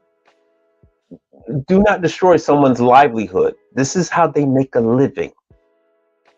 You know, so this is very serious business. You must do things in a correct manner. If there were other ways of doing it, they would tell you to do it. They would say you could do this method, you could do that method, like they got a push and pull method. They would say, hey, you can do this method or that method. There is no such method for what you want. That is why a recovery machine exists. So the recovery machine you open up both valves, it's 2 valves, to allow the refrigerant to go into your recovery tank, which you must have. Then you're going to, you have vapor and you have liquid. So then you turn on the machine for your vapor, and then it is going to pump. It is going to cause a negative pressure, and it is going to draw the refrigerant out of the system. It is going to pump that, right? It's going to go through your filter. It's going to pump that into your recovery cylinder. You are going to measure how much refrigerant you are extracting from the unit so that you can take that same refrigerant and you put it back in the system. Now, this is minus any contaminants, any leaks or anything like that. This is very common practice with an ice machine. You are going to take out the charge, you're going to weigh the charge, make sure it matches the data plate, and then you are going to redeposit that same refrigerant back in there. You cannot do that with 600. That must be vented to the atmosphere. You do not recover that. You cannot do that with R290. That must be vented out to the atmosphere. You must replace that with new refrigerant. You are not supposed, I don't know what the rules are with 717. It's ammonia. You cannot do that with CO2. CO2 must be vented to the atmosphere. That is why those are friendly for the environment. Those are non harming refrigerants for the environment. But do not destroy someone's livelihood. They're depending on you to pay their bills. They're depending on that money from that. Just think about that. Each one of those burgers, you might as well say is $20, 20, 30, 40, 50, 60, 80, 90, 100, 120, 140, 160, 180, right? So it's almost $200 in burgers, right? Then there's 2 more burgers on the griddle. Then you have the chicken, right? So yes, they are non-ozone depleting. So they get vented, CO2, 290, 600 gets vented to the air. You do not recover those, right? So this money, and they were churning those out every few minutes. That money is needed. So if you go over there and you do a shitty job on their refrigerator, and that refrigerator fails month, 2 months, 3 months down the road, you are wrecking their financial footing. Sometimes the only difference between a restaurant that succeeds and fails is their equipment. You're not dealing with someone's refrigerator at their home that they're just keeping beer in, or a refrigerator in their garage. This is what feeds their family. This is what they're paying their mortgage with. This is what they're paying their rent with. This is how they're paying for their car. And when that line is down, they don't have the necessary equipment. Everyone is suffering. So please, I implore you to do things to the best of your ability. I implore you. Okay, the call. Once again, we just went over this. We just went over this. You do not recover R290. You do not recover 600. You do not recover CO2. They are no longer manufacturing units with 134A. They are no longer manufacturing units. I just put out a video on Instagram. Hey man, 410A, they're phasing out 410A. They're phasing out 404. So the vast majority of refrigeration you're going to see that's been made within the last 5 years is all going to be R290. So there's no recovery. So if you're dealing with an ice machine, all right, if it's 404, you're going to possibly recover. Well, yeah, you still have to recover, and then if it's contaminated, you have to turn in your cylinder, and then they'll give you a new one. So it all depends on what you're working with. All of this stuff is specific. Everybody wants just a general, and you're going to fail. You're going to fail at this if you want to generalize everything. All of this stuff is specific. All of this stuff is specific. There is no generalization on any of this. It is all very specific. And just keep in mind, let this weigh heavy on your heart, that these people need this equipment to pay for their livelihoods. So don't fuck around. Please. It's not cool. Not cool to half-ass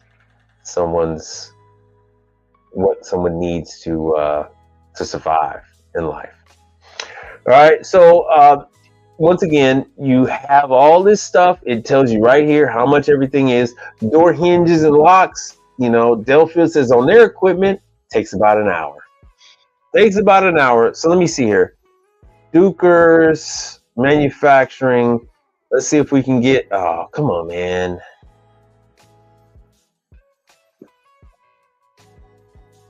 All right, so Dukers. Oh, no.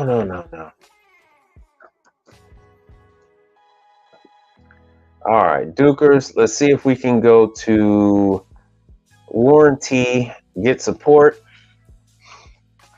Let's see if we can find this.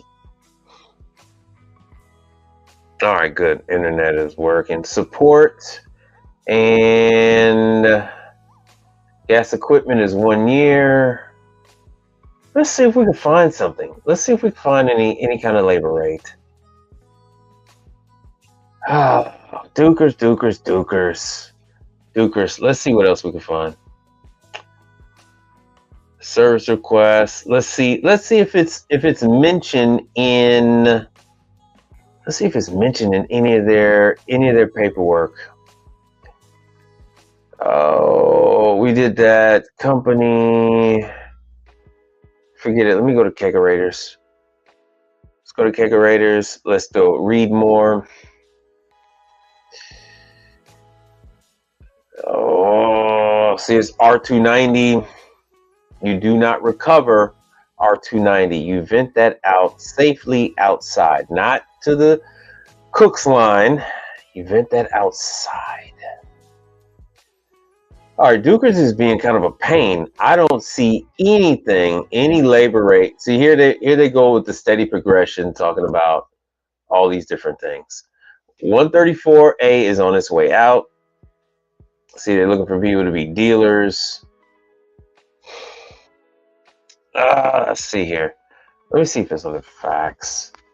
Let me check, make sure I still have. All right, good. 60% on my mic. Let's see here. All right, forget Dukers. Let me see about Atosa. I'm gonna go to Atosa. I don't know why he said.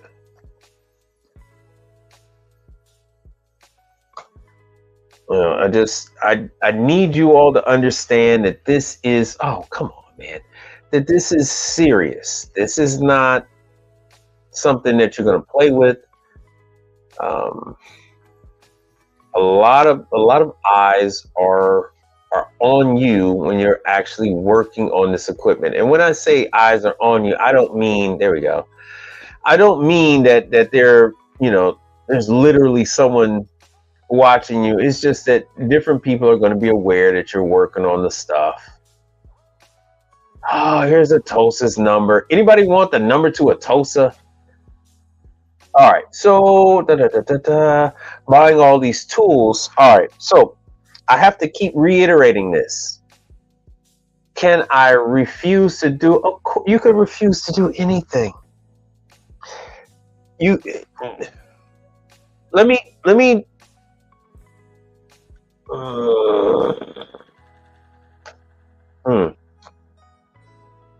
Once again, I'm going to bring this to cars because I find it very, very easy to bring this to cars. When you go to the oil change place and they do your oil change and they look at your oil and they say, "Hey, you got metal shavings in your oil." You're like, "Oh yeah, where's that from?" They go, "Oh yeah, you got a problem with your with your piston, and you got a problem with this and the other." And you go, "Oh, you can fix that for me." They go, "No, you need to go to another mechanic to have that work done. We just do oil changes." You then do not get mad at Jiffy Lube for not tearing apart your engine and inspecting the rings on your pistons. You take it to somebody else that does that. All you're doing is you're telling people what is going on with their equipment. They don't have the same knowledge you do. I went through a whole thing. This is one of the very first things I did about how you can go ahead and do the seal system work without spending a lot of money. That is all on earlier videos. But once again, so there are people that just do transmissions on cars. They're not going and doing tune-ups and oil changes. They only do transmissions. There are people that just do detail work on the inside, vacuuming the seats and stuff like that. You don't ask those people to do an oil change. Just like that, there are people that only do ice machine cleaning. There are people that will go ahead and do the evaporator fans on a refrigerator. They'll do the thermostats. They'll do the drains. They'll do preventative maintenance. If you need seal system, you say, "Hey, look, that is not something that we do, but we checked your refrigerant. We checked your evaporator. We found several flaws in your evaporator. Your refrigerant is low. Your system is frosting up, blah, blah, blah. And you're going to need that system replaced." We do not provide that service. That's it. That's all. You cannot make someone perform a service. It doesn't exist anywhere in this world. You don't break your leg and then force the doctor that looked at your broken leg to perform a surgery. They say, "No, I'm just a general practitioner doctor. I don't do that." Or, "I'm an ER doctor. I'm not going to actually do the surgery and put a rod in your leg." That is a different doctor. That is a specialist. So you must analyze everything that you're doing. This is not what this channel is about. This channel is to help professionals who are currently doing this work, who are currently doing sealed systems on residential, who are currently doing sealed systems, period, that maybe they're doing sealed systems in light commercial, and maybe they want to go up to grocery stores, and I'm telling them where to get the training with Zero Zone on the CO2 rack systems, where to get the work from Heatcraft, where to get the work from Texas King, Air King, whatever whatever Turbo Air's groceries line is. I think it's Air King or something, Turbo King or something like that. You must educate yourself on what you're doing. That is the whole purpose of this channel. So do not attempt any of this work that you are not trained to do. That is not what this is about. You must be trained on this stuff first. And is it expensive? No. It really is not expensive to buy this equipment. I did a walkthrough at Harbor Freight. You get a 2-stage vacuum pump. Somebody else was just saying how theirs was damaged. They got one for like 150, 160 or whatever. You can get that. You can get a turbo torch. You're going to make your money back with the very first job. So once again, all of this factors in to your labor rate. What you just said is about expensive tools. When somebody is telling you you're expensive, you're damn right I'm expensive. I have all these tools. Of course I'm expensive. I can't do this work without these tools. I can't do this work without this training. I can't do this work without any of this investment that I've got, without these insurance products that I have to protect me and the customer. That is why your labor rate is what it is. You must factor in all those expensive tools that you're buying to do the equipment. That is why. So you can stick to other things that are not as expensive. So residential manufacturers are stingy with the process stuff to apply. Yeah, so is commercial. So is commercial. Think of it as an investment in your future, right? Well, it's just, you must think of it as a cost of doing that particular job. Every single thing that you're going to need for a seal system job, you can actually buy it and still have a couple of dollars left over on a single seal system job. Whether it's an evaporator, whether it's a compressor, a single seal system job, you actually if it's got a leak, you don't need a recovery. If it's 290, 600, you don't need a recovery. Just with a simple vacuum pump. If you get a knockoff turbo torch, you get a turbo torch. Harbor Freight, Northern Tool, they all sell torches. I think Victory is the Northern Tool, is sold by Northern Tool. You can get those, like I said, or you can get a turbo torch, a knockoff turbo torch. You get your brazing rods. They sell them by the rod. $5.50 is what I paid yesterday. You get some flux from the supply house and the other things, but it'll all be paid for by your first seal system job. And then, as you saw earlier, the refrigerant and all that stuff. But these are all things that you should be well versed in before you even start traversing down this road. So until then, only deal with what you can see. If the evaporator fans aren't moving, that's perfect for you. The condenser fan isn't moving, that's fine for you. If the control board is all jacked up, it's fine for you. If the thermostat is not working, not clicking, or is clicking, not coming on, that's fine for you. You just do not do seal systems. Don't fuck up somebody's livelihood. This lady deserves a place to live. She doesn't need to cry after you leave because she's already given you money. She hasn't been able to serve burgers all day, because these people don't, most restaurants, most mom and pops don't really make that much money. And that's what you'll be doing. You're not going to a McDonald's doing work. Oh, wow, that's crazy that worked on that. You're not going to McDonald's doing this kind of work. All right, so you're dealing with people that are hand to mouth, and they don't really have that much money. So don't fuck them over. All right, so let's see here. Now, we went, oh shoot, I did a Tulsa thing. But as you can see, there's clearly a difference. All right, when you're dealing with your lesser which are lesser brands, right? So here's the Atosa warranty, right? There's Atosa. There's the number. You can call Atosa. Atosa does have their own people in certain markets, so you're never going to know until you call them. Fun fact: they're only doing the warranty. They're only doing the sealed systems and stuff like that. They're not doing out of warranty jobs. So that is nice.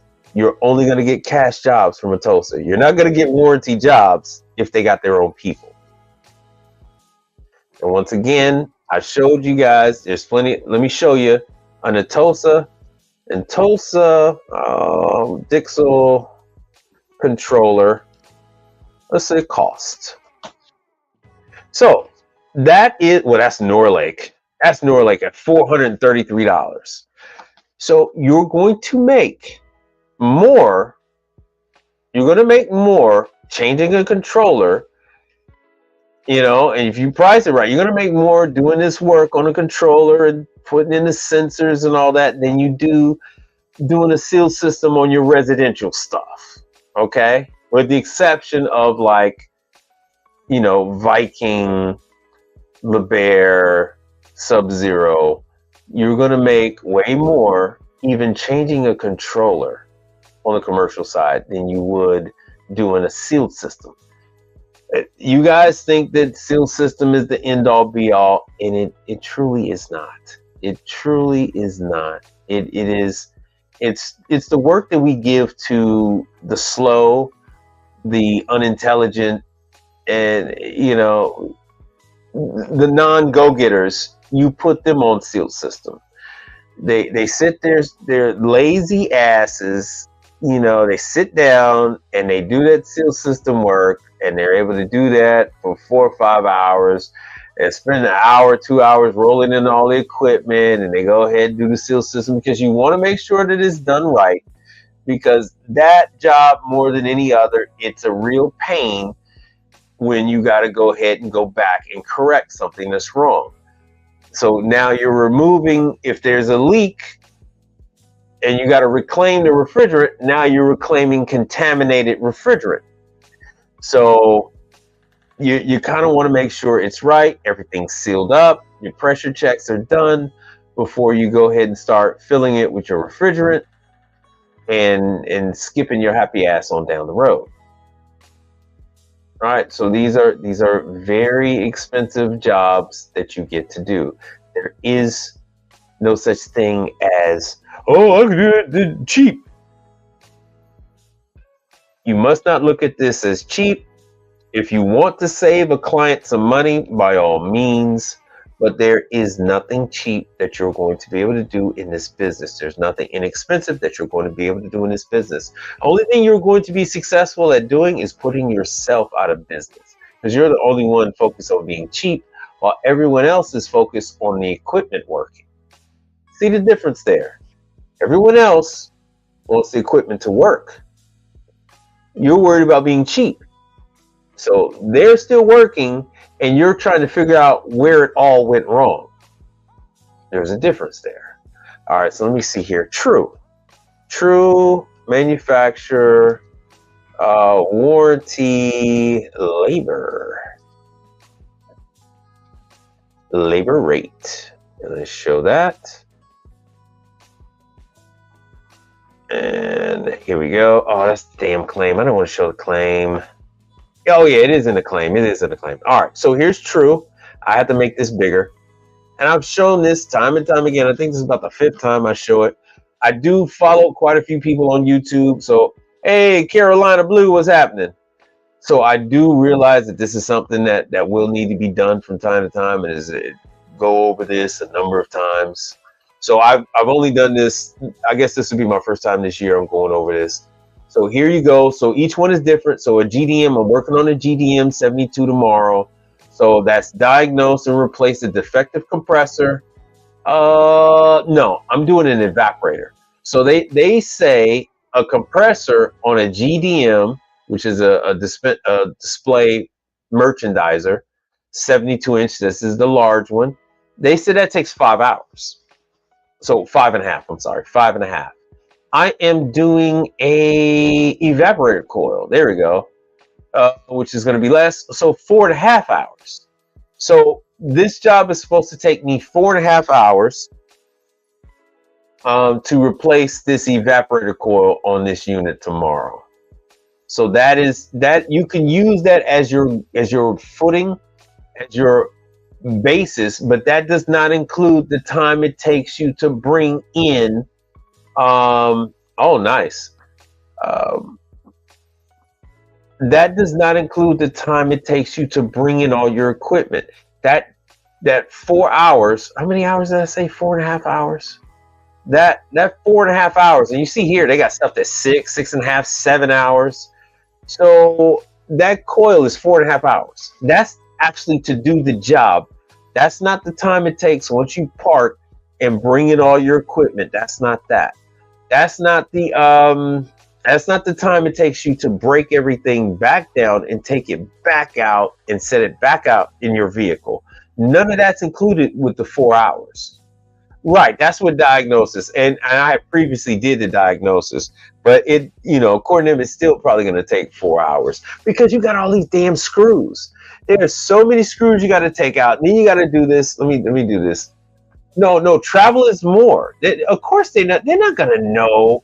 They're not going to know if you were coming from around the corner or what. This is just merely from the time. This is what they do in the factory with all the equipment set up that they're ever going to need in life, right there at their fingertips. They go in there and they take out all the screws. They go ahead and do the job, and they time that. You have to charge the amount of time it takes you to get to the location. You have to charge the time it's going to take you to. The clock is running. You're charging them the amount of time it takes you to go back and forth.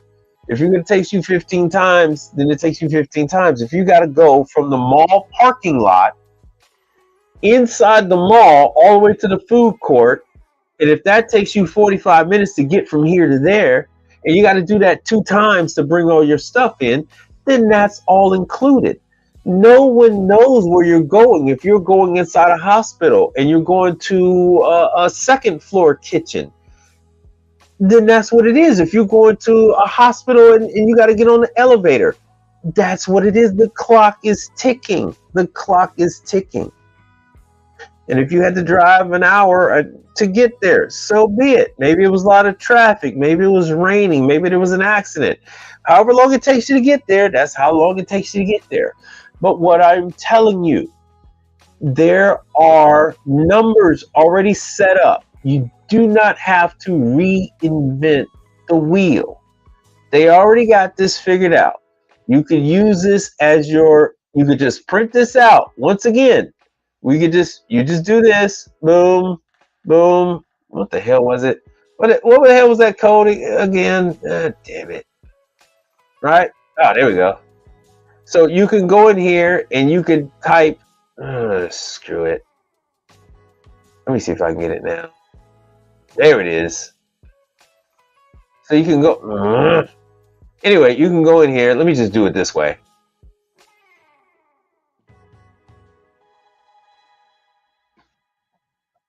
You get the idea. You can just do it this damn way. Let me post it. What the hell? Don't get old. All right. And the thing, I used to be good at this. I swear to you, I used to teach this. Oh, there it is. I used to teach this. But this is, I go so far back. I go back to version 1. I go back to Lotus Notes. I go back to Lotus 1, 2, 3, if you people remember. I go back to that. All right, click on any field. All right, edit text. Oh no, it's giving me grief. But anyway, you can go ahead and I pay for this, so I don't understand why it's doing this. I'd have to log in. This thing is protected. But anyway, you can go in and you can put in your own text. Oh, of course it's gonna ask me. You can put in your own damn text. Labor rate, you could put in whatever per hour, and then what your charge is every 15 minutes, what your charge is every 30 minutes, blah, blah, blah.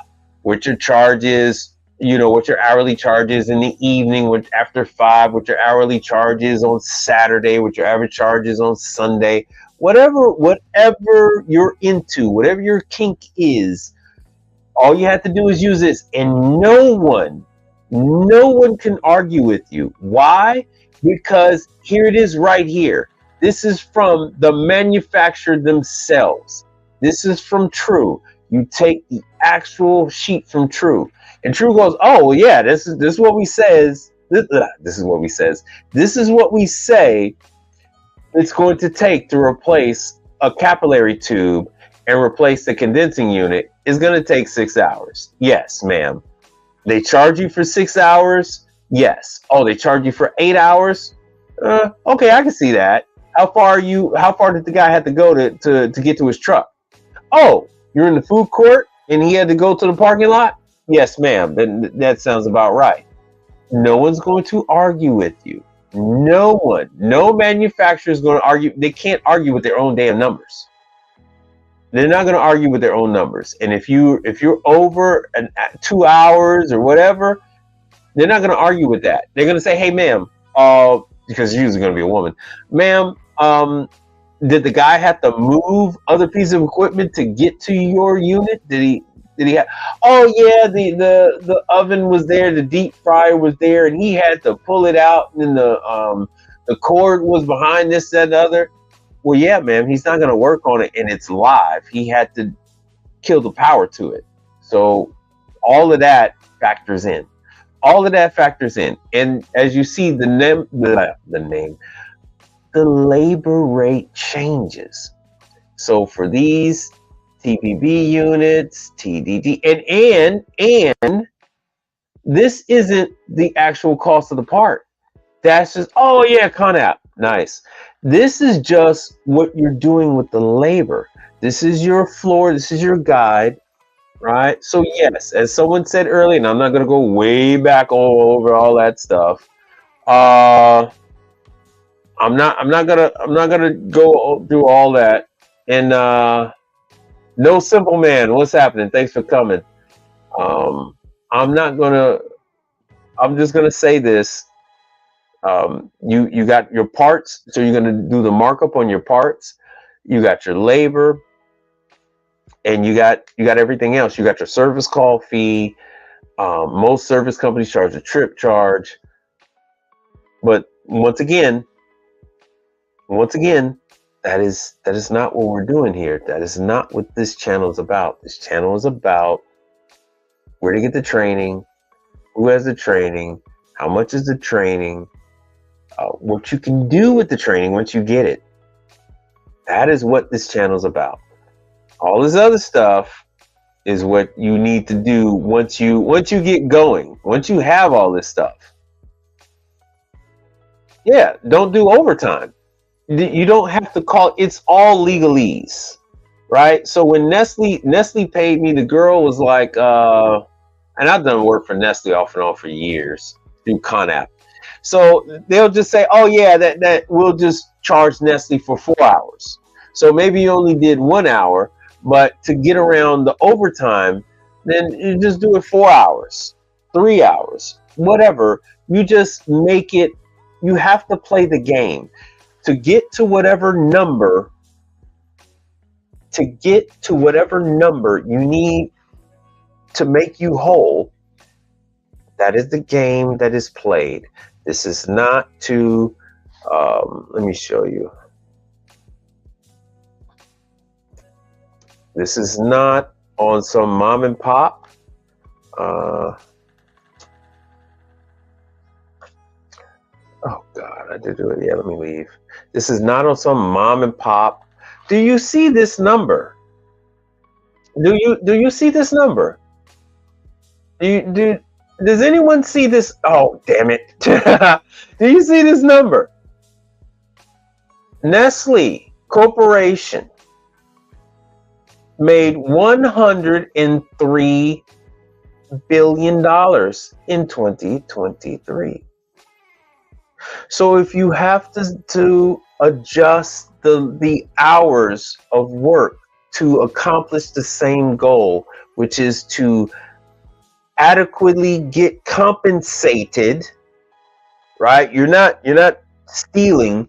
If you're owed for a certain dollar amount and they don't want to pay it as in overtime, then you have to make it straight pay, but you have to adjust the amount of time in straight pay. It is just the way it is. They just refuse to pay for overtime. They feel like, let me do this. They feel like this should be done in a different way. So don't do this on Saturday. Don't do this on Sunday. Do this on Monday. Don't rush. We as Nestle don't care. So that's why they don't pay for overtime, because it's ice cream. It's not a dialysis machine. It's not even ice cream. It is ice treat. It is ice dessert. You can't even legally call it ice cream. So Nestle made, and it increased from 2024, 103 billion. It's just short of 104 billion. Who needs that other little stuff? So they made 11 billion in Swiss francs. 11 billion in Swiss francs. Huh? So, yeah. What makes Nestle the most money? Oh, wow. So you keep going on. So boo-hoo, poor billionaire corporation, Nestle, with their $100 billion revenue. Normally I had to go, oh, damn, y'all can't see that. Normally I had to go 3-4 places to get these revenue numbers. So why is this even a second thought? Do what you got to do in order to be made whole. They just have their lawyers playing these games. Oh, we're not going to pay for overtime.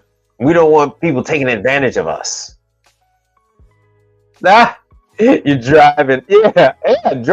Build them for your drive, man. You have to build them for your drive. You have to build them for your drive. You got to build them all the time you take. You even build them for the time it takes to prepare the invoice. That's what these other companies do. I've seen them do it. I see that it is a matter of company policy.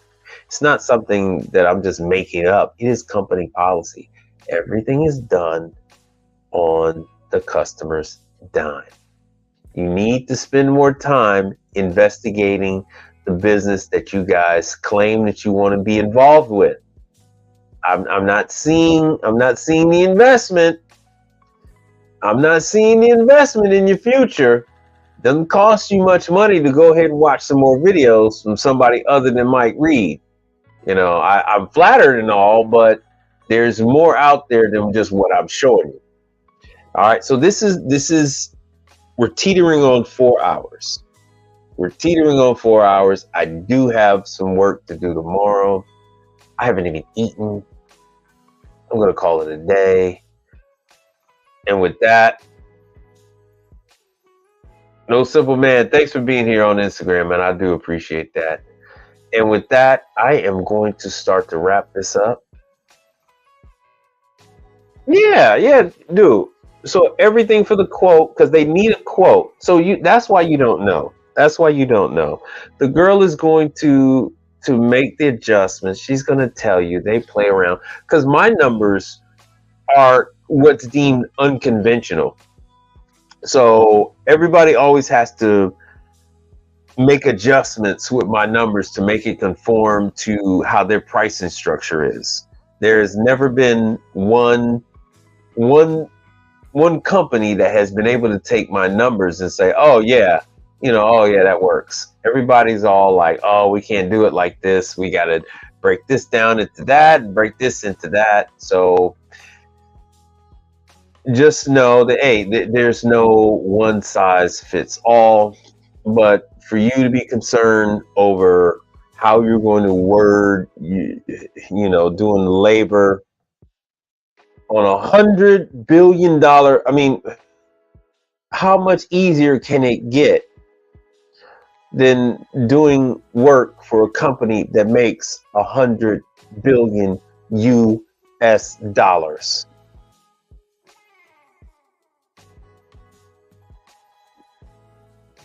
I mean, I'm I'm kind of without words here. It's not like it's some mom and pop. Hey, I got somebody on Facebook. Woo! Oh, I got a Facebooker. Got a Facebooker. Oh, shucky ducky now. Thank you for that like on Facebook. Appreciate it. So, be professional. Be deliberate. These are people's livelihoods. This woman has kids at home. She's supporting her family by that. Until I showed up, that griddle wasn't working, right? And it's only so long that a place is going to be able to stick around if they don't have working equipment. So keep that in mind. If you're not able to work on something, then you're not able to work on it.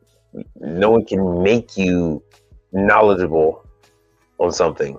No one can make you capable on an item that you have no experience with. Learn. Every day is a new opportunity to learn. I'm showing you where to get this data from, where to get companies from, like this Vixo. Good luck with getting all of them bastards. Vixo. You can call Istro. Let me give you the number for Istro. So feel free to call Istro. Sign up with Istro. Let me see if I can find a phone number. There we go. So feel free. Let me just make this big. Feel free to contact Istro. Sign up with as many brands and manufacturers as humanly possible as you can. Oh, damn, you guys can't see none of this. I truly know it's late now. I truly know it's late for me now. So this is the information for Jason.m at Istro America. Sign up. Get working. The easiest, the less stress-free way is to go through ConApp, go through Branded Group, to go through all these other third-party service, Vixo. It takes the stress off of you. Like I said earlier, it's a lot easier to start with these entry-level manufacturers that will hold your hand throughout the entire process. And that is what you should do. Start with them. They'll throw parts at you. They're going to pre-diagnose the unit, tell you what's wrong with it. You're just out there to confirm their suspicions. They're going to send you what you need. You just have to follow through. And with that, I am going to cue this outro music. Let's see what we got here. And I'm going to begin to wrap this sucker up. I can't hear anything. What the hell? Where's my music? I have Mike. I got 40% left. I have no freaking music.